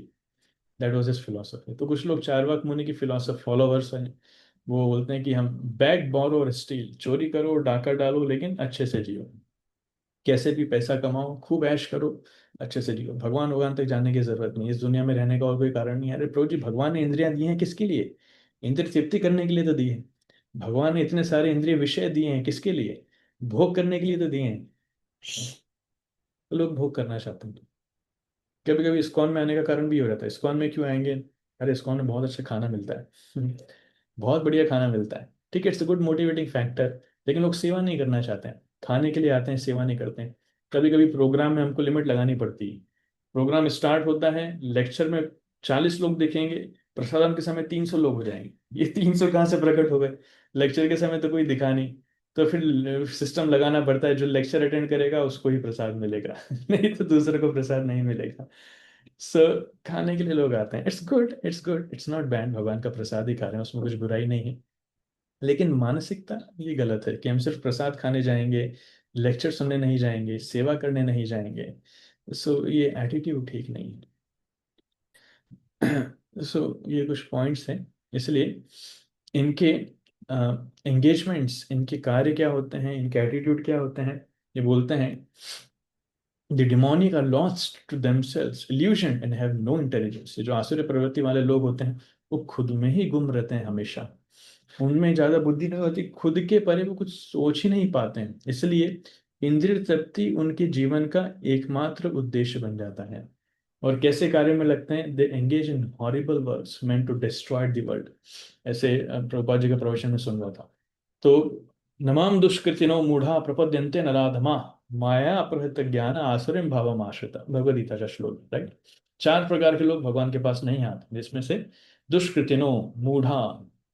तो दुष्कृतिना शब्द की प्रभुपाद विश्लेषण कर रहे थे। तो दुष्कृतिना, दुष्कृतिना मतलब जो गलत कार्य करते हैं, दुष्कृति बुरे कार्य करने वाला। प्रभुपाद बता रहे थे, देखो प्रभुपाद पूछ रहे थे इंग्लिश में कौन सा वर्ड है, जीनियस। यस, दुष्कृतिना, ये लोग बहुत जीनियस होते हैं, दे आर वेरी जीनियस। लेकिन इनकी जीनियसनेस को किस में यूज करते हैं, इनकी जीनियसनेस को गलत तरीके से यूज करते हैं। एंड ही मेंशन, उन्होंने कहा कि देखो जिस व्यक्ति ने एटॉमिक बॉम्ब बनाए हैं, न्यूक्लियर बॉम्ब्स बनाए, डेफिनेटली वो बहुत जीनियस है, बहुत बुद्धिमान है, एक्सपर्ट है, जिसने एटॉमिक बॉम्ब न्यूक्लियर बॉम्ब बनाया है। लेकिन बुद्धि को कहाँ लगाया है, गलत तरीके में लगाया है, पूरी दुनिया का विनाश करने के लिए उसने अपनी बुद्धि लगा दी, right. So though they are genius but they engage in horrible works. वही चीज यहाँ पर भगवद गीता में कह रहे हैं कि वो ऐसे कार्य करते हैं जिससे दुनिया को खतरा है, दुनिया का ध्वंस होता है, विनाश होता है। आज देखिए लोग कितने प्रकार के चोरी, डकैती, मर्डर, रेप, आतंकवाद, लूटपाट, बीमारियां, करप्शन कितने चल रहे हैं। मतलब प्रायः हर घर में, पहले एक एक रावण था, आजकल हर घर में रावण है, हर जगह यही चल रहा है। लोग जो भी कार्य कर रहे हैं, किसी पे विश्वास नहीं कर सकते कौन व्यक्ति सही है कौन व्यक्ति नहीं। हमारे यहाँ पे बबीता माता जी, शी इज गवर्नमेंट ऑफिसर। मैं पूछना नहीं चाहूंगा, लेकिन आप कितने ही गवर्नमेंट ऑफिसर्स के पास चले जो कॉमन सिनेरियो, आप किसी पे विश्वास नहीं कर सकते। बहुत मुश्किल है कि कोई व्यक्ति ईमानदार आपको मिल जाए। मतलब दिया लेकर के ढूंढने से भी जाएंगे तो भी नहीं मिलेगा। मनुष्य नाम सहस्रेशु कश्चित् यदि सिद्धे, ऐसे हजारों लाखों में से कोई एक ईमानदार व्यक्ति मिलेगा गवर्नमेंट ऑफिस में। ये सिनेरियो है। भक्त ढूंढना तो उसमें और भी मुश्किल है, दुर्लभम, दुर्लभ है भक्त लोग तो। ईमानदार व्यक्ति ढूंढना ही मुश्किल है, किस पे विश्वास करोगे। गवर्नमेंट किसी की भी हो, चाहे बीजेपी हो चाहे कांग्रेस हो, बड़ा मुश्किल है विश्वास करना। सो दे एंगेज इन हॉरिबल एक्टिविटीज। तो इसमें लिखा है कि लोग अपना, नीचे भी लिखा है, they secure money by illegal means for sense gratification. Illegal means, अनैतिक तरीकों से पैसा कमाते हैं और सिर्फ एकमात्र उद्देश्य है मेरा पेट भरना चाहिए, मेरी जेब भरना चाहिए, इंद्रिय तृप्ति होना चाहिए, मेरे बैंक बैलेंस बढ़ना चाहिए, मकान बढ़ने चाहिए, संपत्ति बढ़नी चाहिए, हजारों करोड़ों लाखों करोड़ों की। जिसके पास एक घर है वो 10 घर बनाना चाहता है, जिसके पास 10 घर है वो पूरा शहर खरीदना चाहता है। तो शहर का मालिक है वो पूरे प्रदेश का मालिक बनना चाहता है, प्रदेश का मालिक है वो मुख्यमंत्री बनना चाहता है पूरे देश का। तो देश का मुख्यमंत्री है वो सारे दूसरे देशों को कंट्रोल करना चाहता है। बस यही चल रहा है, right. Sense gratification, illegal means, किसी न किसी प्रकार से अपना प्रभुत्व जमाना है, किसी न किसी प्रकार से अपने आप को प्रदर्शित करना है, right. I am the controller and enjoyer. मैं कंट्रोल की, वो सोचते हैं मैं कंट्रोलर और मैं एंजॉयर हूँ, सब कुछ मेरे आदेश पे चलना चाहिए, मैं यहाँ युद्ध कर दूंगा, मैं वहां मिसाइल छोड़ दूंगा, तुम ये करो तुम वो करो, I am perfect, I am powerful, मैं शक्तिशाली हूँ। ये उनकी धारणा होती है। एक्चुअली कभी कभी हम इतना तो नहीं जाते हैं आसुरिक लोग, लेकिन भक्ति जीवन में भी कभी कभी कंट्रोलरशिप मेंटेलिटी आ जाती है। भक्त लोग दूसरों को कंट्रोल करने लग जाते हैं। अरे तुम्हें बोला ना ऐसे सेवा करना चाहिए, क्यों दिमाग लगाते हो, जितना बोला उतना करो, दिमाग लगाने का किसने बोला। अरे भगवान ने दिमाग दिया है तो दिमाग तो लगाएंगे। आप डिक्टेटर क्यों बनना चाह रहे हो, हिटलर बनना चाह रहे हो, कंट्रोल करना चाह रहे हो। सो लोग अपने हिसाब से चीजों को चलाना चाहते हैं, ये ठीक नहीं। प्रभुपाद कहे कि हमें हर व्यक्ति को इंडिपेंडेंस देना चाहिए ताकि वो अपनी बुद्धि के द्वारा भगवान की सेवा कर पाए, नए नए इनोवेटिव आइडियाज लेकर के आ पाए। तो ये आसुरिक मनोभाव है। वो किसी दूसरे को अपने ऊपर सहन नहीं कर पाते हैं। जैसे दुर्योधन था, दुर्योधन क्या किसी को अपने ऊपर सहन नहीं कर पाता था, यहाँ तक कि अगर कोई धूप या बारिश में उसके ऊपर छाता भी लगा दे, वो छाते को भी अपने सर के ऊपर सहन नहीं कर पाता, इसको हटाओ, मेरे ऊपर कोई नहीं रहना चाहिए, मैं सबके ऊपर रहूंगा लेकिन मेरे ऊपर कोई नहीं रहना चाहिए। सो ये आसुरिक मनोभाव है, दुर्योधन का मनोभाव है, राइट। और इसके इनका प्रचार कैसा होता है? ये लोग भगवान से ईर्ष्यालु होते हैं, शास्त्रों से ईर्ष्यालु होते हैं, साधुओं से ईर्ष्यालु होते हैं, उनको मारना चाहते हैं, उनको बेइज्जत करना चाहते हैं, उनको तड़पाना चाहते हैं, ऐसी उनकी धारणा होती है। इसलिए आप देखेंगे, जैसे एनीवेज बहुत कुछ इस बारे में बोला जा सकता है। और अगर ये कुछ धार्मिक कार्य करते हैं तो सिर्फ नाम मात्र के लिए। ऐसे हुआ था ना, ये बीच में, मुझे पता नहीं कितना बोलना चाहिए, चीजें कितनी लीक होंगी, आई डोंट नो, लेकिन लोगों का श्रद्धा जीतने के लिए जो है मुसलमान भी वो कभी मंदिरों में आ जाते हैं, लोगों की श्रद्धा जीतने के लिए हिंदू लोग भी कभी कभी मस्जिदों में चले जाते हैं, वोट बैंक, वोट्स लेने के लिए। ऐसी चीजें होती हैं। तो वास्तविकता में जितने धर्म के कारण चीजें करते हैं वो सब दिखाने के लिए, इनका कोई रूल्स रेगुलेशन नहीं है, कोई बड़े भक्त नहीं है, सिर्फ दिखाने के लिए, लोग की श्रद्धा को जीतने के लिए लोग दिखाते हैं हम इतने बड़े भक्त हैं, लेकिन अंदर ही अंदर इनकी बहुत सारी गलत धारणाएं चलती रहती हैं। राइट। और अपने हिसाब से अपना रास्ता निकाल लेते हैं, शास्त्रों के सम्मत होकर के नहीं चलते हैं। रोजी मेरे हिसाब से भक्ति मतलब कोई बोलता है कि माता पिता की भक्ति ही श्रेष्ठ है, वही सबसे बड़ी भक्ति है। कुछ लोगों को कुत्ते की सेवा करने बड़ी अच्छी लगती है, बोले हम प्रभु जी हमारी जो पत्नी है वो बहुत सारे कुत्तों की सेवा करती है, उसको कुत्तों की सेवा करना बड़ा पसंद है, तो वो जीवन ही कुत्तों की सेवा में उसने बिता दिया। अगले जीवन में गारंटेड कुत्ता बनने वाली है, कुत्ता है कुत्ती है what ever it is, definitely लोग बनने वाले हैं। तो उनको लगता है कि हम we can relate more with service of dog, हम कुत्तों की सेवा से ज़्यादा रिलेट कर पाते हैं। और तो अपने अपने हिसाब से लोग चलते हैं, अपने अपने हिसाब से लोग भगवान को भी चुन लेते हैं। इस प्रकार से लोग माया मोह में हो जाते हैं भ्रमित। और इनका गंतव्य क्या होता है, इसकी भी विश्लेषण भगवद गीता में करते हैं, कहते हैं perpetually cast into various demoniac wombs in the ocean of material existence. ये लोग हमेशा आसुरी योनियों में जन्म लेते हैं, असुरों के परिवार में। इसलिए आप देखेंगे कि कभी कभी पूरा परिवार ही बिगड़ जाता है, माता पिता भाई बहन सब लोग एक ही जगह एक ही प्रवृत्ति के लोग मिलते हैं। क्यों? क्योंकि वो रिएक्शन है, वो आसुरिक प्रवृत्ति के थे, आसुरिक प्रवृत्ति के थे, इसलिए कर्म फल के अनुसार सब एक ही परिवार में जन्म लिए। Right. Attaining repeated birth among demonic species such persons can never approach me. ये लोग बार बार आसुरी योनिम आपन्नः, बार बार असुरों की योनि में आते हैं और भगवान तक कभी नहीं आ पाते। राइट। नर्क में जाते हैं, नर्क में तड़पते हैं, पनिशमेंट झेलते हैं, उसके बाद फिर गलत कार्य करते हैं, असुरों की योनि में आते हैं। तो बेसिकली ये चक्र में घूमते रह जाते हैं, हमेशा बिगड़ते ही रह जाते हैं, फंस जाते हैं पूरी तरीके से। राइट। इसलिए बताते हैं कि बहुत सारे आसुरिक गुणों का यहाँ पर वर्णन है, लेकिन मैं जो आपको बताना चाह रहा था वो ये था कि हमें इन गुणों से बाहर निकलने का प्रयास करना चाहिए, इन आसुरिक लक्षणों से हमें बाहर निकलने का प्रयास करना चाहिए। देखिए बहुत सुंदर उदाहरण यहाँ पर है। क्या क्या सबसे ज्यादा प्रभावित हमें करता है? वो प्रभावित करता है संगति। उदाहरण आता है कर्ण का। कर्ण जो है जन्म से पांडव थे, कुंती के बेटे थे वो। राइट। युधिष्ठिर से भी बड़े थे, लेकिन उनकी संगति गलत थी। संगति किसकी थी? दुर्योधन की संगति में आ गए। इसलिए थे पांडव, लेकिन दुर्योधन की संगति में रहने के कारण क्या हुआ? कंस को कर्ण को भी असुरों की श्रेणी में क्लासिफाई किया जाता है। कभी कभी लोग कर्ण की दान परायणता को लेकर के बहुत तारीफ करते हैं, लेकिन उसने हमेशा अधर्म का साथ दिया है, दुर्योधन का साथ दिया, इसलिए उसको सही नहीं मानते। राइट। उसको असुरों की योनि में ही असुरों के साथ ही क्लासिफाई किया जाता है। एक ही कारण, एकमात्र दुर्योधन की संगति छोड़ नहीं पाया। उसको ऑप्शन मिला था, कुंती ने भी उसको बताया था कि तुम पांडव हो, भगवान ने भी उसको बोला था कि तुम चाहो तो अभी भी पांडवों के साथ आ सकते हो, लेकिन उसने हमेशा किसका संग चुना? दुर्योधन का। क्यों? क्योंकि दुर्योधन ने उसको जो चाहिए वो दिया। दुर्योधन ने उसको राजपद भी दिया, राज सिंहासन भी दिया, ऐश्वर्य भी दिया, मान सम्मान भी दिया। इन सारी चीजों को लेकर के वो इतना ज्यादा अपने आप को ऋणी महसूस करता था और इनसे इतना आसक्त था कि इनको छोड़ना नहीं चाहता था। वो जानता था कृष्ण सही कह रहे हैं, लेकिन फिर भी कर्ण हमेशा दुर्योधन के साथ में रहे। उसी प्रकार से कुछ लोग क्या करते हैं, वो बुरा संग छोड़ नहीं पाते हैं। स्पेशली कुछ लोग इक्वल्स हैं, जो दोस्त यार हैं, परिवार में जो हमारे मित्र हैं, रिश्तेदार हैं, हम न चाहते हुए भी उनकी संगति छोड़ नहीं पा रहे हैं। संगति छोड़ना मतलब जरूरी नहीं कि सब छोड़ करके बाहर जाना है। संगति छोड़ना मतलब पहले जैसा उनके साथ उठना बैठना अभी भी चल रहा है। वो जो खा रहे हैं हम साथ में बैठ करके खा रहे हैं, वो जो पी रहे हैं हम साथ में बैठ करके पी रहे हैं, वो जैसी बातें कर रहे हैं फालतू बातें कर रहे हैं, हम भी बैठ करके साथ में वही फालतू बातें कर रहे हैं, just to be in their company, उनकी संगति में साथ में रहने के लिए। क्या जरूरत है इसे संगति में साथ में रहने के लिए? छोटा सा जीवन है, इस जीवन में हमको बहुत बड़ा टारगेट है, भगवान की भक्ति करना है, शुद्ध बनना है। इतना समय वेस्ट करके फायदा क्या है? लेकिन लोग चुन नहीं पाते हैं। इसलिए association plays a very very important role, very very important role, right.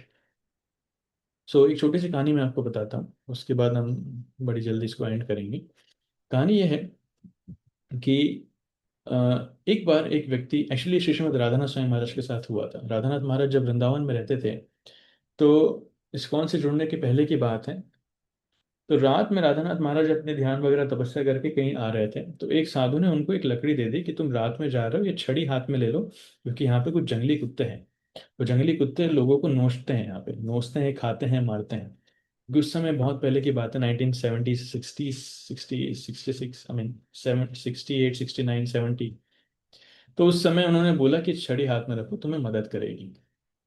तो छड़ी उन्होंने हाथ में रखी और रात में जाने लगे।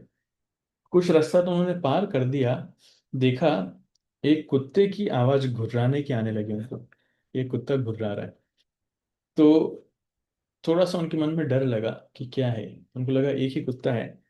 तो लेकिन उसके पीछे फिर और तीन चार कुत्ते निकल के आ गए।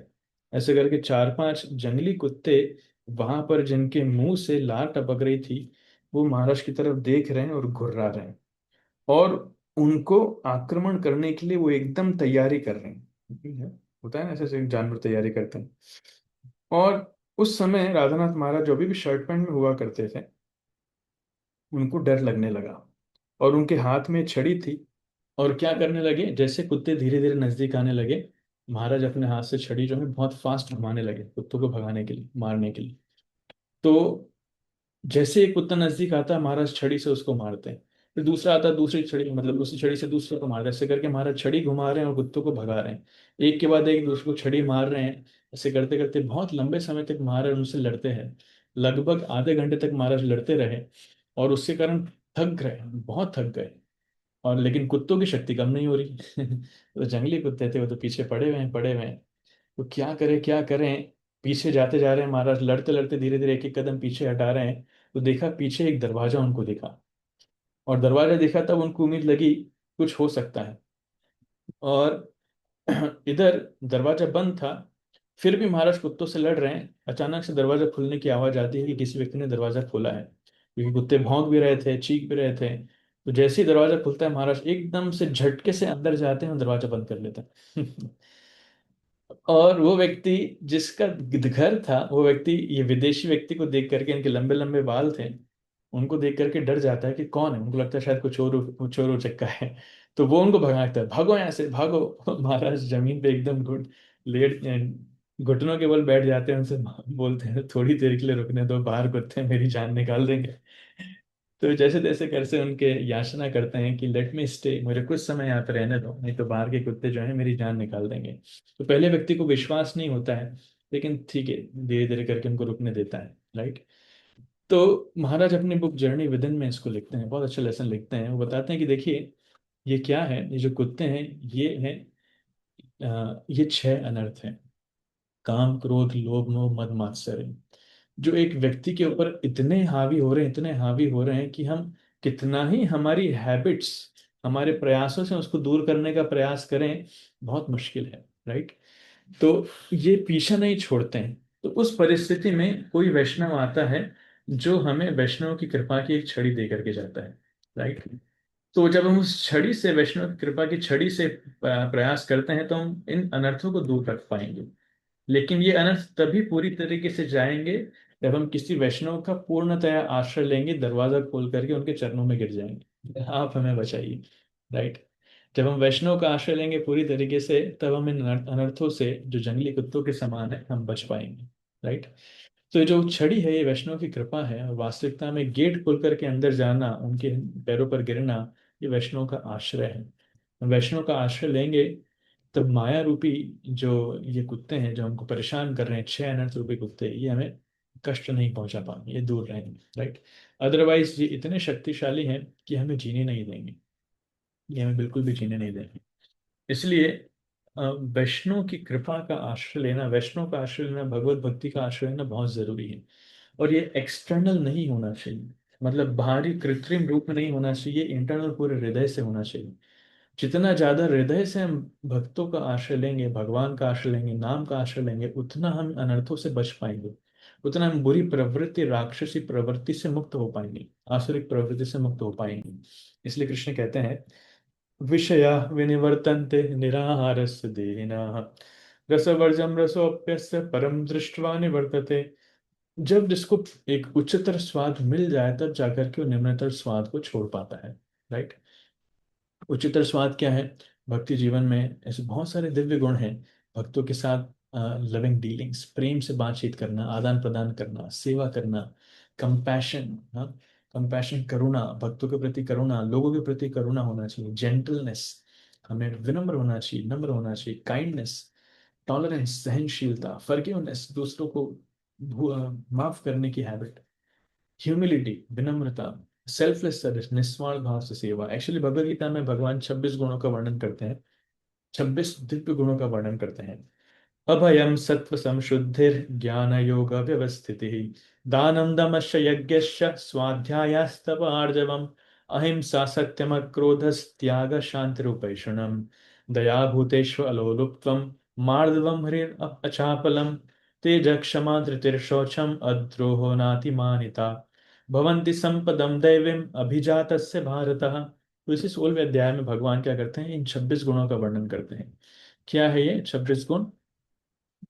अभयम, भक्तों के पास अभय होता है, दे आर फियरलेस, उनके मन में कोई डर नहीं होता। अभयम सत्वम समशुद्धि, और भक्तों के अंदर शुद्धता बहुत होती है, उनकी पूरी सत्ता, उनका एग्जिस्टेंस ही शुद्ध होता है। ज्ञान योग व्यवस्थित, जो भक्त लोग हैं वो आध्यात्मिक ज्ञान का अनुशीलन करते हैं। इन सारे 26 गुणों को मैंने यहाँ पर कुछ 6 भागों में कैटेगराइज किया है, which talks about internal purification, inner purification and self control, right? तो भक्तों को अपने आप पे कंट्रोल करने की हैबिट होती है। भक्ति के माध्यम से हम अपने आप पे कंट्रोल कर पाते हैं, अपने आप को शुद्ध कर पाते हैं, इसलिए मन में वैराग्य की भावना होती है। वैराग्य से, भक्ति से हम अपने आप को कंट्रोल कर पाते हैं। स्पिरिचुअल नॉलेज एंड स्टडी, भक्त लोग शास्त्रों का अध्ययन करते हैं, डिटर्मिनेशन उनके मन में होता है, सत्यवादी होते हैं वो लोग, क्रोध से मुक्त होते हैं, राइट, द्वंद्वों से मुक्त होते हैं, समान भाव से देखते हैं, दूसरों के प्रति उनके मन में कंपैशन, करुणा मानते हैं, दया होती है, राइट। फियरलेसनेस एंड फॉर्टिट्यूड, मतलब दे मेंटेन करेज, भक्त लोग हर परिस्थिति में साहस बना करके रखते हैं। क्यों? उनको भगवान पर पूरा विश्वास है। नारायण परा सर्वे न कुतश्चन बिभ्यति स्वर्गापवर्ग नरकेश्व अपितुल्यार्थ दर्शिनः। उनको भगवान पर पूरा विश्वास है, इसलिए दुनिया में किसी से डरते नहीं है। भगवान के ऊपर श्रद्धा है, उनको पता है कि कितनी कठिन से कठिन परिस्थिति क्यों ना हो, कृष्ण हमें हमेशा रक्षा करेंगे। अवश्य रक्षी भी कृष्ण विश्वास हो, कृष्ण की सुरक्षा पर उनको विश्वास है। जैसे जब ग्वाल बाल जब देखते हैं अघासुर को, कि अघासुर बहुत बड़ा सांप है, वो मुंह खोल करके बैठा है, उसका एक मुख आसमान तक टच कर रहा है, दूसरा मुख जमीन पे है, और अपनी जीवान लंबी बाहर निकाल के रखा है, तो उनको देख करके लगता है ये गुफा कहाँ से आ गई, इतनी बड़ी गुफा और साथ में एक रास्ता, अभी तक तो हमने वृंदावन में देखा नहीं।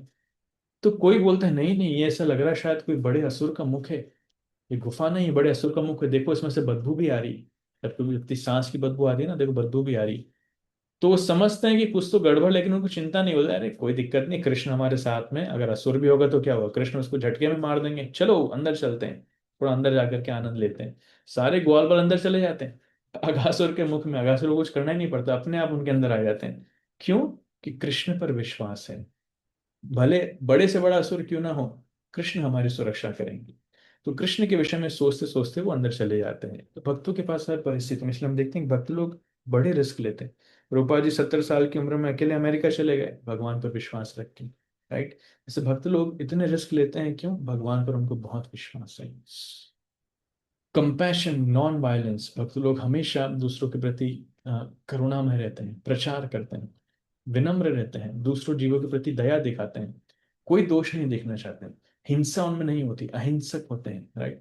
इतने अहिंसक होते हैं कि अपने शब्दों से भी किसी को दुख नहीं देना चाहते हैं, अपने कार्यों से भी किसी को दुख नहीं देना चाहते हैं। ट्रुथफुलनेस, इंटीग्रिटी, वो जो बोलते हैं वो सत्य बोलते हैं। उनकी वाणी में हमेशा सत्यवादिता होती है, वाणी से किसी को कष्ट नहीं देते हैं, झूठ नहीं बोलते हैं, और असत्य का, अधर्म का आश्रय नहीं लेते हैं, हमेशा सत्यनिष्ठ रहते हैं, right. Freedom from pride and greed, भक्त लोग हमेशा अहंकार से और लालच से मुक्त होते हैं। त्रिविधम नरकस्येदं द्वारम नाशनम आत्मनः काम क्रोध तथा लोभस्तस्मादेतत्त्रयं त्यजेत। भगवान कहते हैं कि काम, क्रोध और लोभ ये तीन नरक के द्वार हैं, इनको त्यागना चाहिए, राइट। तो भक्त लोग काम, क्रोध, लोभ, वास्तविकता में 6 गुणों से मुक्त होते हैं, पर ये उनका लक्ष्य होता है, मतलब ये उनके व्यवहार होते हैं। काम वासना उनके हृदय में होती नहीं, जो थोड़ी बहुत होती है उसको थोड़ा सहन कर लेते हैं, व्यक्त नहीं करते हैं। क्रोध अगर आ भी रहा है तो उसको व्यक्त नहीं करते, सहन करना जानते हैं, राइट। ये भक्तों के लक्षण हैं, इसलिए ऐसे भक्त लोग भगवान को बहुत प्रसन्न होते हैं, बहुत भगवान पसंद करते हैं। और वास्तविकता में ये सब कुछ बहुत आसान हो जाता है भक्तों की संगति में रहने से। जब हमें भक्तों की संगति मिलती है तो भक्ति करना बहुत सरल हो जाता है। मैं एक छोटा सा वीडियो दिखाता हूँ, कैसे भक्तों की संगति में रह करके एक व्यक्ति इतना प्रसन्न हो जाता है कि वो नाचने लगता है। जैसे यहाँ पर आपको दिख रहा है कि ये हिरण जो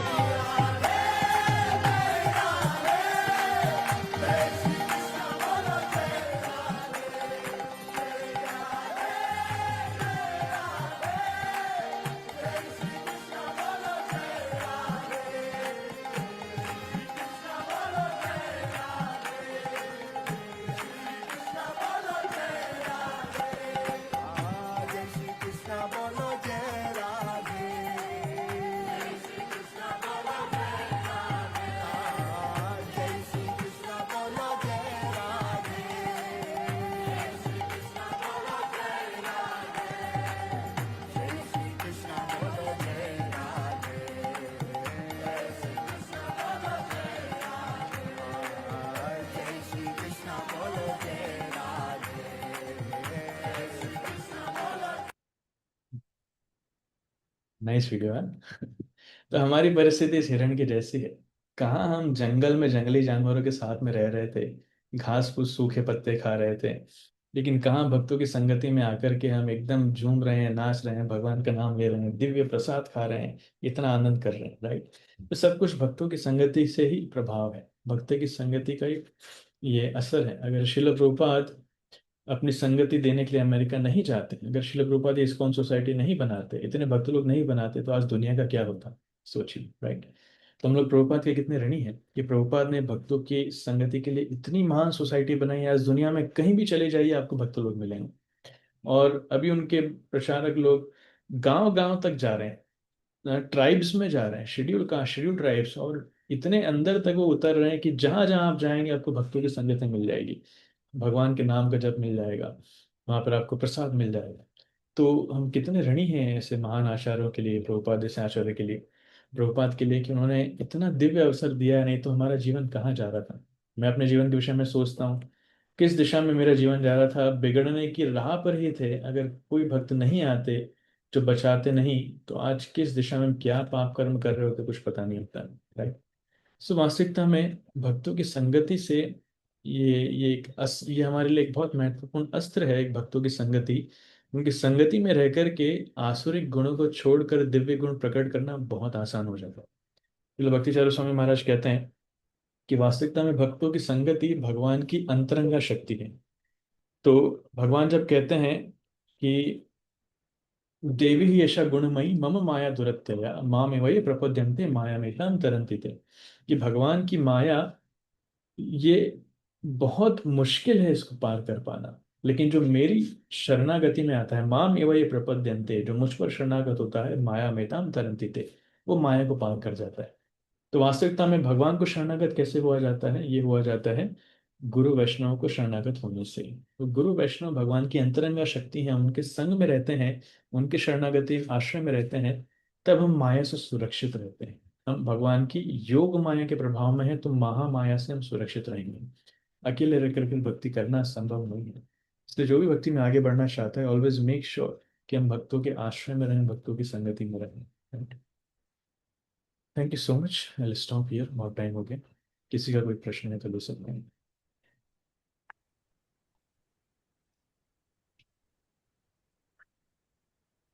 Any questions, comments, sharings? Santoshi Mata जी। हरे कृष्णा प्रभु जी, दंडवत प्रणाम प्रभु जी, बहुत बहुत धन्यवाद। इतना कुछ सीखने के लिए मिल रहा है और सीख भी रहे हैं और उसको अपने जीवन में कुछ कुछ हद तक उतार भी रहे हैं, तो बहुत अच्छा लगता है। जैसे प्रभु जी, 2 पॉइंट शेयर करना चाहती हूँ। जैसे आपने चांटिंग को लेकर बहुत ही मतलब जो गहराई तक जाके एक सत्यता जो बोलते हैं वैसा आपने बताया है। जैसे 12 माला हो जाता है, फिर जो हम बहाना बना देते हैं और कि नहीं कल करना है, और नहीं तो मतलब ऐसा कंडीशन आ जाता है कि आपका तबीयत खराब है या और कुछ प्रॉब्लम्स आ गया है और आप चांटिंग नहीं कर पा रहे हो, तो उसका कंडीशन में कुछ कंसिडर किया जा सकता है। तो प्रभु जी, ये तो मन में होता है, फिर हम खुद ही खुद को चीट करते हैं। पर अगर कोई वैष्णवों की मुख से सुनते हैं तो हम अपने कार्यों में लगा सकते हैं। जैसे प्रभु जी पिछले कुछ लास्ट क्लास में बहुत मतलब बहुत 2-4 संडे से पहले प्रभु जी आपने क्लास लिया था, तो अपने हमने पूछा था काउंटर के बारे में, तो काउंटर में चांटिंग कर सकते हैं क्या, तो आपने बहुत अच्छे से बता समझाया था प्रभु जी। तो हम भी काउंटर से कर रहे थे, हमें भी लग रहा था कि काउंटर में नहीं करना चाहिए, पर जैसे आप आपके मुख से सुने प्रभु जी काउंटर में चांटिंग नहीं करना चाहिए, तो हमने छोड़ ही दिया। जो भी जैसे भी हो, जिस परिस्थिति में हो, माला से ही करते हैं और उसको ही प्रभु जी को रिपोर्ट सेंड करते हैं। तो बहुत बहुत धन्यवाद प्रभु जी, बहुत कुछ सीखने के लिए मिला है। हरे कृष्णा प्रभु जी, धन्यवाद प्रणाम। Thank you so much. एक छोटा सा पॉइंट मैं ऐड करूँगा, माता जी ने बोला मुझे याद आया। देखिए, मन में ऐसा लगता है कि आज मेरी तबीयत बहुत खराब है, बहुत वीकनेस लग रही है, तो मैं बाकी की माला कल कर लूंगा। राइट, 4 माला छोड़ देते हैं, कल कर लेंगे। लेकिन हम अभी जो कर रहे हैं ये वास्तविकता में एक प्रिपरेशन है। ये life is a journey and death is the examination. Life is the preparation, death that is the examination. तो जीवन वास्तविकता में हमारे लिए तैयारी करने का समय है, और इसकी परीक्षा कब होगी? मृत्यु के समय। तो आप ये सोचिए कि मृत्यु के समय क्या हम एकदम नहा धो करके स्वस्थ एनर्जी के साथ बैठेंगे, अब मैं हरिनाम करूंगा और मेरी मृत्यु आने वाली, कैसा होगा? नहीं, मृत्यु के समय कितनी सारी बीमारियां रहेंगी, बिस्तर पर रहेंगे, कितने समय से बिस्तर से उठ नहीं पाएंगे। तो उस परिस्थिति में क्या हमें नाम नहीं करना पड़ेगा? करना ही पड़ेगा। तभी अंत में स्मृति, यही तो नियम है। जब तक अंत में नारायण का स्मरण नहीं होगा, कैसे भक्ति लाभ करेंगे? कैसे हम भगवत धाम जा पाएंगे? इसलिए मृत्यु के समय भगवान का स्मरण करना अति आवश्यक है। उस मृत्यु के समय जब हमारा गला अवरुद्ध हो जाएगा, आंखों से आंसू निकलेंगे, कानों से सुनाई नहीं देगा, शरीर में शक्ति नहीं रहेगी, कोई कई दिनों से खाया नहीं होगा हमने, उस परिस्थिति में कैसे नाम जप कर पाएंगे? जब हम अभी अभी जब शरीर स्वस्थ है, हल्की फुल्की बीमारी में हम नाम जप करने का अभ्यास नहीं कर पा रहे हैं। इसलिए जब भी मैं ऐसा सुनता हूँ ना कि बीमारी होगी, पर नाम जप नहीं कर पाया, तो मुझे बड़ा दुख होता है। अरे, अभी तो मेन समय था जब हमारी प्रिपरेशन हो रही है कि इस कठिन परिस्थिति में हम नाम जप कर पा रहे हैं सफलतापूर्वक, तभी हम मानेंगे कि मृत्यु के समय नाम जप कर पाएंगे। नहीं तो मृत्यु के समय तो अच्छी है, ऐसे तो स्वस्थ रूप में मृत्यु तो नहीं आने वाली बहुत कठिन परिस्थिति रहेगी। इसलिए there should be no excuse. कभी कभी लोग बोलते हैं कि प्रभु जी, हम इतने व्यस्त हो गए, इतने व्यस्त हो गए प्रभु जी, हम भूल ही गए, नाम जप करने का टाइम ही नहीं मिल पाया। हम ऑफिस से ही रात में 12 बजे आए। तो क्या हुआ, रात में 12 से 2 में माला करो आप। नींद कम करो, नींद कम करो, खाना कम करो, बाकी एंगेजमेंट्स कम करो, लेकिन माला कभी कम नहीं होनी चाहिए। क्योंकि मृत्यु में आप ऐसे थोड़ी बोलेंगे ठीक है अभी मैं रिटायरमेंट लेकर के बैठा हूँ, और आज से आने वाले 2 साल 6 महीने 15 दिन 30 सेकंड के बाद मेरी मृत्यु आने वाली है। क्या पहले से ऐसा इंटीमेशन मिलेगा? मृत्यु कभी भी आ सकती है। आप जॉब पर हो, बिजनेस पर हो, बिजी हो, फ्री हो, उससे कोई लेना देना नहीं, मृत्यु कभी भी आ सकती है। ये थोड़ी बोल करके आए कि जब फ्री हो गए, जब खाली बैठोगे तभी मैं आऊंगी। It doesn't happen. इसलिए हम बिजी हैं, हम बीमार हैं, अच्छा लग रहा है, नहीं लग रहा है, घर में माहौल खुशी वाला है, गमी वाला है, कोई लेना देना नहीं है। मृत्यु जैसे कभी भी आ सकती है, ऐसे नाम जप करने का अभ्यास हमें हर परिस्थिति में होना चाहिए। किसी भी परिस्थिति में there should be no excuse. Haridas Thakur तो बहुत आगे जाते हैं। हरिदास ठाकुर कहते हैं, खंड खंड है देह जाए यदि प्राण, तबु अमि वदने ना साड़ी हरि नाम। वो कहते हैं कि मेरे शरीर के टुकड़े टुकड़े भी कर दो, मेरे प्राण भी ले लो, तब भी मैं हरिनाम लेना नहीं छोड़ूंगा। ये जबर आचार्य है, इसलिए वो नाम आचार्य है। राइट। तो चैंटिंग को लेकर के कोई एक्सक्यूज नहीं होनी चाहिए। Thank you so much. Deepmala माता जी। हरे कृष्ण प्रभु जी, सारे प्रणाम। Thank you for the wonderful lecture प्रभु जी। और बहुत सारे पॉइंट्स मतलब रेलेवेंट लगे कि हम लोग भक्ति में आने के बाद भी बहुत सी चीजों को रियलाइज नहीं करते। प्रभु जी एक क्वेश्चन पता नहीं मुझे पूछना चाहिए कि नहीं, बट माइंड में ये थॉट आता है कि जैसे बाहर वालों के साथ हमको पता है कि इनका नेचर ऐसा ही है, तो उनके साथ हमें डील करना नॉर्मली आता है, ठीक है, ज्यादा हम लोग इन्वॉल्व नहीं होते हैं। लेकिन कभी कभी ऐसा होता है कि जब हम भक्तों के मतलब साथ में होते हैं और उस समय हम लोग देखते हैं कि ये चीज जो है भक्ति के अनुकूल तो नहीं है, और कुछ चीजें जो है मैं जैसे एग्जांपल देती हूँ, समटाइम्स कम्युनिटी को लेके, लैंग्वेज को लेके लोगों में एक बाइसनेस आ जाती है, और फिर अपना ग्रुपिज्म स्टार्ट हो जाता है। सो लाइक दिस कि मेरी कम्युनिटी का है तो मैं फेवर इसको करूंगा, या हमारी लैंग्वेज एक है तो हम एक दूसरे को सपोर्ट करेंगे, like that. And I will not से मैं किसी एक पर्टिकुलर स्टेट का नाम नहीं लूंगी, लेकिन क्योंकि बहुत ट्रैवल किया मैंने, तो मैंने बहुत सारी चीजें ऑब्जर्व भी की हैं। अगर भक्तों में ऐसा होता है प्रभु जी, तो हमें उनको किस तरीके से उनसे डील करना चाहिए और क्या करेक्शन दे सकते हैं? मतलब पर्सनली हम तो नहीं दे सकते, लेकिन फिर भी कैसे उनके साथ में बिहेव कर सकते हैं? और कभी कभी बहुत से सीनियर डिवोटीज को भी ऐसे हम लोग देखते हैं। अच्छा पॉइंट है, अच्छा क्वेश्चन है। मैं एक छोटा सा पास टाइम बताऊंगा शिला प्रभुपाद का इसमें। शिला भक्ति तीर्थ स्वामी महाराज, अगर आप सबने नाम सुना हो, तो प्रभुपाद को बहुत प्रिय शिष्य थे वो। बहुत बुक डिस्ट्रीब्यूशन करते थे। और लेकिन वो अफ्रीकन बॉडी थे, मतलब ब्लैक बॉडी, उनका शरीर काले रंग का था क्योंकि अफ्रीकन थे वो। तो उस समय क्या है, कभी कभी भक्तों के बीच में भी वाइट और ब्लैक्स के बीच में इस प्रकार से भेदभाव कुछ कुछ लोग करते थे। लोग बोलते थे जो वाइट अमेरिकन थे वो अफ्रीकन का मजाक उड़ाया करते थे, ये तो ब्लैक बॉडी है। तो भक्ति तीर्थ महाराज को ये चीज बहुत बुरी लगती थी जब कुछ अमेरिकन उनका मजाक उड़ाया करते थे। वो उनको कुछ नहीं बोलते थे। एक दिन आकर के उन्होंने प्रभुपाद को कंप्लेन किया कि शिला प्रभुपाद, ये क्या हो रहा है, मतलब कुछ अमेरिकन भक्त लोग, मैं अफ्रीकन हूँ इसलिए मेरा मजाक उड़ाते हैं, I am black, so they make fun, मेरे शरीर के ऊपर एनालाइज करके वो मेरा मजाक उड़ाते हैं और मुझे बड़ा बुरा लगता है। प्रभुपाद कह रहे हैं देखो, वो आपको शरीर के रूप में देख रहे हैं, you are black, they are white, और वो आपका मजाक उड़ा रहे हैं और आपको बहुत बुरा लग रहा है। ठीक है, वो तो गलती कर रहे हैं। अगर वो आपको शरीर समझ रहे हैं तो आप भी तो अपने आप को शरीर समझ रहे हो, आप अपने आप को ब्लैक मान रहे हो, राइट? वो गलती कर रहे हैं अपने आप को वाइट मान के और आपको ब्लैक मान के, तो आप भी तो अपने आप को ब्लैक मान रहे हो, आपको क्यों बुरा लग रहा है? तो आप में और उनमें अंतर क्या है? उनको पॉइंट समझ में आया? हाँ, वो शारीरिक चेतना में है, लेकिन अगर मुझे इससे उठना है तो मुझे अपनी शारीरिक चेतना से उठना पड़ेगा, राइट? इसका बहुत अच्छा उदाहरण आता है अवधूत ब्राह्मण के केस में। अवधूत ब्राह्मण, भागवतम में वर्णन आता है, वो देखने में थोड़े से हेल्दी थे, मोटे। अगर कोई उनके मोटापेपन का मजाक उड़ाता तो उनको बुरा नहीं लगता था, क्योंकि वो जानते थे कि ये शरीर मोटा है। ऐसे जड़ भरत के केस में वर्णन आता है, जड़ भरत राजा रघुगण उनका मजाक बना रहे थे कि देखने में हट्टे कट्टे थे, लेकिन उनको उनका मजाक बताया कि देखने में बहुत पतले दुबले लग रहे हो। लेकिन जड़ भरत ने कभी उसको बुरा नहीं माना। क्यों? क्योंकि वो हमेशा जानते थे कि ये शरीर के ऊपर बात कर रहे हैं। इसलिए पर्सनली, देखिए फ्रैंकली स्पीकिंग माता जी, भौतिक जगत है, हर समय कुछ ना कुछ समस्या रहेगी ही सही। Will never find a perfect society with a perfect situation with all the perfect people around us. That is never going to happen, because this is the world of imperfectness, mistakes, faults. यहाँ पर लोग हमेशा रहेंगे सही जिनमें दोष हैं। इसलिए हम ये कर सकते हैं, हमारे संस्थापक आचार्य श्रील प्रभुपाद ही परफेक्ट है, भगवान कृष्ण वो परफेक्ट है, हमारे गुरु महाराज ही परफेक्ट। हम उनका आश्रय लेकर के, शास्त्रों की परफेक्ट टीचिंग्स का आश्रय लेकर के हम अपने आप को परफेक्ट कर सकते हैं। This much we can do, right? बाकी डोंट वरी एट ऑल। किसको कैसे करेक्शन देना है वो उनके गुरु, दीक्षा गुरु, शिक्षा गुरु देखेंगे। हमें हमारे जीवन के प्रति ध्यान देना चाहिए। इसलिए लोग हमें भी कुछ कह रहे हैं, डोंट माइंड। ये मान के चलो सब शरीर को कह रहे हैं, हम हमारी आत्मा को तो उन्होंने देखा ही नहीं। व्हाट मैटर्स मोस्ट इज कि हमारे गुरु हमसे खुश हैं कि नहीं, हमारी अथॉरिटी हमसे खुश है कि नहीं, प्रभुपाद और भगवान हमसे खुश है कि नहीं। If they are happy, our life is perfect. We don't need to give our detailed report to other devotees.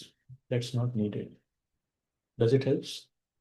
हाँ ये प्रभु जी, thank you so much. But प्रभु एक क्वेश्चन जैसे और है, अब कभी कभी ऐसा होता है कि मिक्स्ड लैंग्वेज के लोग हैं, सो दे वांट कि हमारी लैंग्वेज में लेक्चर दो, like that also we have face. तो उस कंडीशन में हमें क्या करना चाहिए? अभी इसको खुश करें कि उसको खुश करें?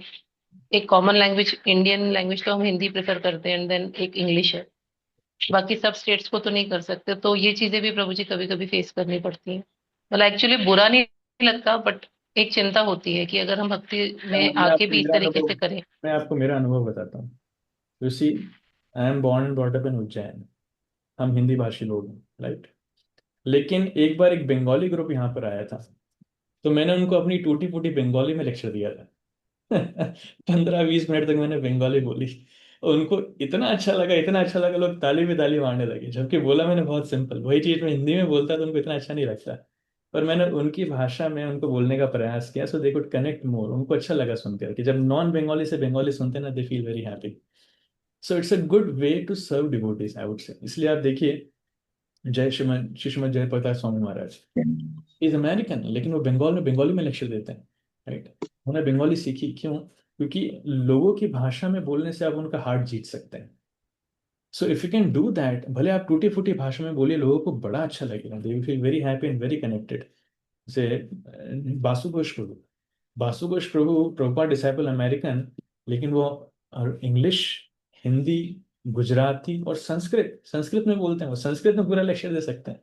तो जहाँ जाते हैं, जब गुजरात में रहते हैं तो गुजराती में बातें करते हैं, जब वो इधर मध्य प्रदेश में आते हैं तो हिंदी में बोलते हैं, और कहीं संस्कृत स्कॉलर्स के साथ में बैठे हैं तो संस्कृत में भाषण देते हैं। सब लोग इतने इम्प्रेस हो जाते हैं जिसकी हद नहीं। और एक दिन तो हमारे साथ, लाइक हम we come from Sindhi background, तो सिंधी में भी एक दो शब्द उन्होंने बोल दिए, एक दो सेंटेंसेस, तो सिंधी फैमिली जिसके घर में गए थे वो लोग इंप्रेस हो गए, पूरी आपको सिंधी भी आती है। So it's a good way to connect, लोगों का दिल जीतने के लिए अच्छा एक ये तरीका है। So if you can do that, it's good. So don't worry, लोगों की अगर इच्छा है, फुलफिल दैट। हमारे गुरु महाराज हिंदी में भजन गाते थे। वो खुद बंगाली थे, इंग्लिश में एक्सपर्ट थे, लेकिन हिंदी में भजन सिलेक्ट करके गाते थे, क्योंकि वो जानते थे कि हिंदी भाषियों को हिंदी सुनना पसंद है। सो बंगाली भाषा में बंगालियों को बंगाली भजन सुनना पसंद है, दे कैन कनेक्ट मोर।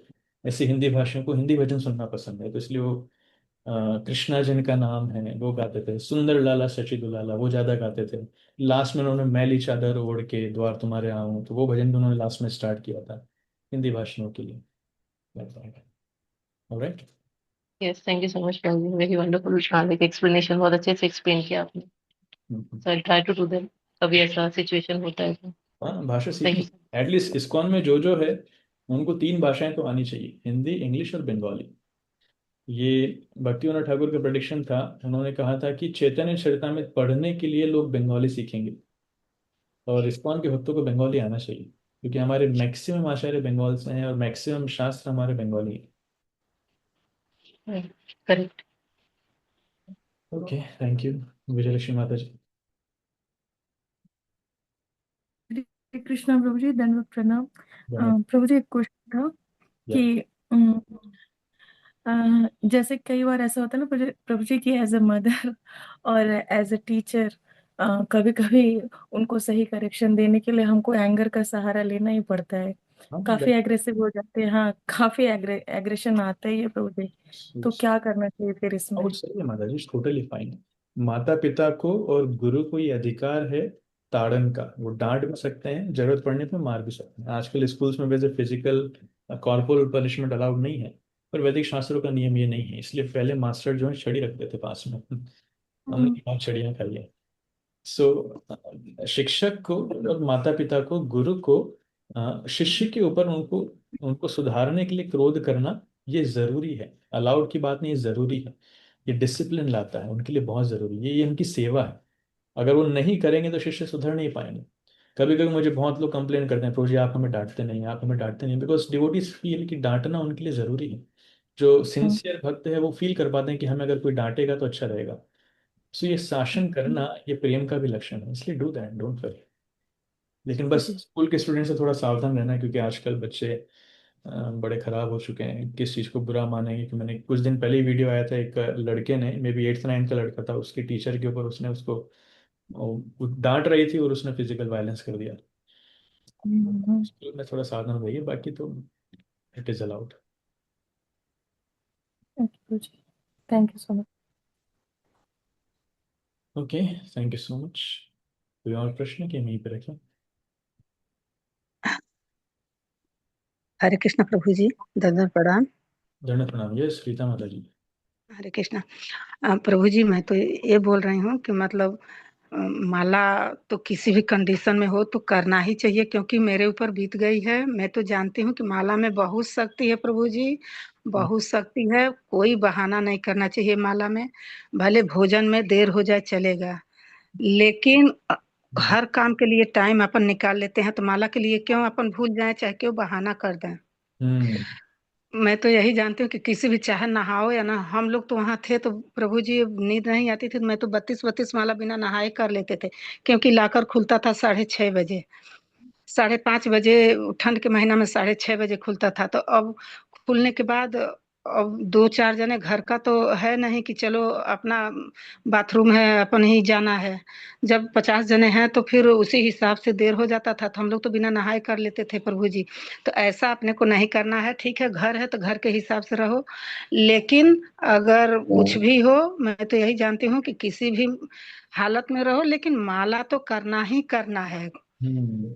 माला के लिए तो बिल्कुल कोई बहाना नहीं, और किसी के चीज के लिए बहाना कर दो चलेगा, लेकिन माला के लिए बिल्कुल बहाना नहीं। मैं तो यही जानती हूँ प्रभु जी, क्योंकि मेरे ऊपर बीत गई है।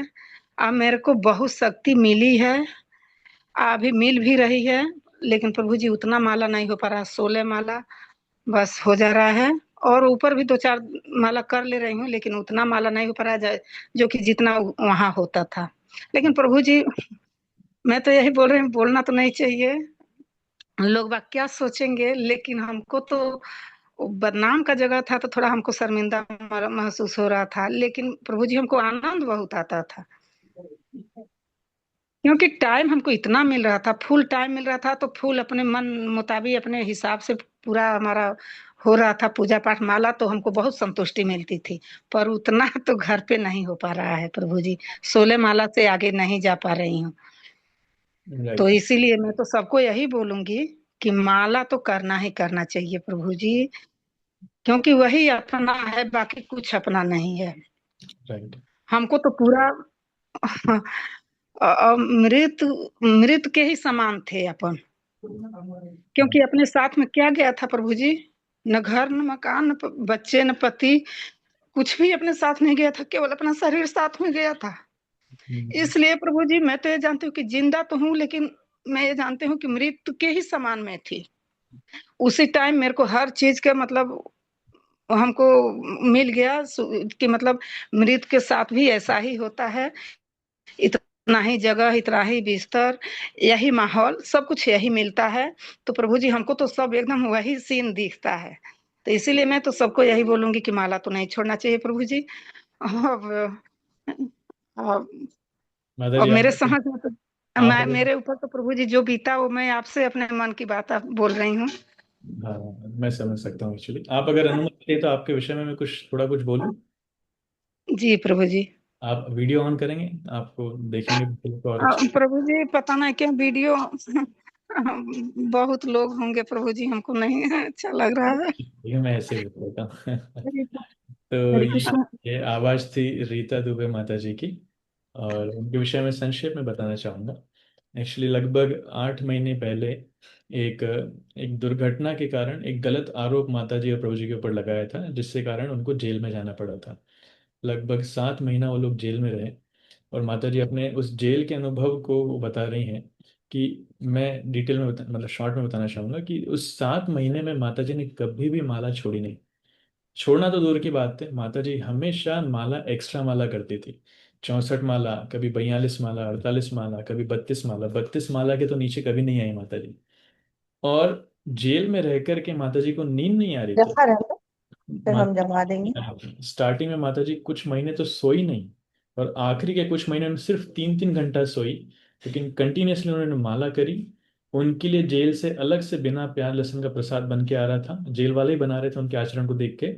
और उन्होंने जेल में रहकर प्रचार भी किया है। उनके साथ में जितने लोग थे, कम से कम 20 भक्त लोग उन्होंने बनाए हैं, उनको माला बांटी है, भगवत गीता दे करके आई हैं, भगवान का फोटो दे करके आई है। देखिए, भगवान कितनी कठिन परिस्थिति में डालते हैं, और भक्त लोग सहन करके भी कितना भगवान का आश्रय लेते हैं। तो ये हमारे लिए आदर्श उदाहरण है माता जी प्रभु जी। इतनी कठिन परिस्थिति में भी कोई कंप्लेन नहीं है, लेकिन फिर भी भगवान का आश्रय है, प्रचार कर रहे हैं। अभी भी उनके जेल वाले उनको स्मरण, अभी भगवान की कृपा से कुछ दिन पहले ही ये बाहर आए हैं, और दोनों माता जी प्रभु भी पूरी तरीके से मुक्त हैं और बाइज्जत बरी हैं। लेकिन जेल वाले उनको मिस करते हैं, उनको हरे कृष्णा नाम से जानते हैं। उनका बिस्तर जो है जेल वाले उन्होंने अलग से रख रखा है, किसी को दिया नहीं है। ये हमारे लिए पूजनीय है। कोई साधु हमारे पास आया था तो बिस्तर की पूजा कर रहे हैं जेल वाले, ऐसी परिस्थिति। तो सोचिए भक्त लोग क्या उदाहरण हमारे लिए पेश करते हैं। तो माता जी अपने अनुभव से बता रही कि हमें कभी भी माला नहीं छोड़ना चाहिए। तो ये कोई साधारण बात नहीं है। सो माता जी आपका बहुत बहुत धन्यवाद देते हैं। इतना अच्छा उदाहरण आपने सबके सामने पेश किया है कि इतनी कठिन परिस्थिति में कि लोगों का भगवान से विश्वास ही उठ जाए, आप फिर भी भगवान पर विश्वास बनाए रखे, माला किया, न खा पा रहे हैं न सो पा रहे हैं, लेकिन फिर भी आप नाम का आश्रय लिए, प्रचार किए, भगवत गीता पढ़े। माता जी ने 2 बार पूरी भगवत गीता कंप्लीट कर, जेल में रह के 2 बार भगवत गीता कंप्लीट कर ली।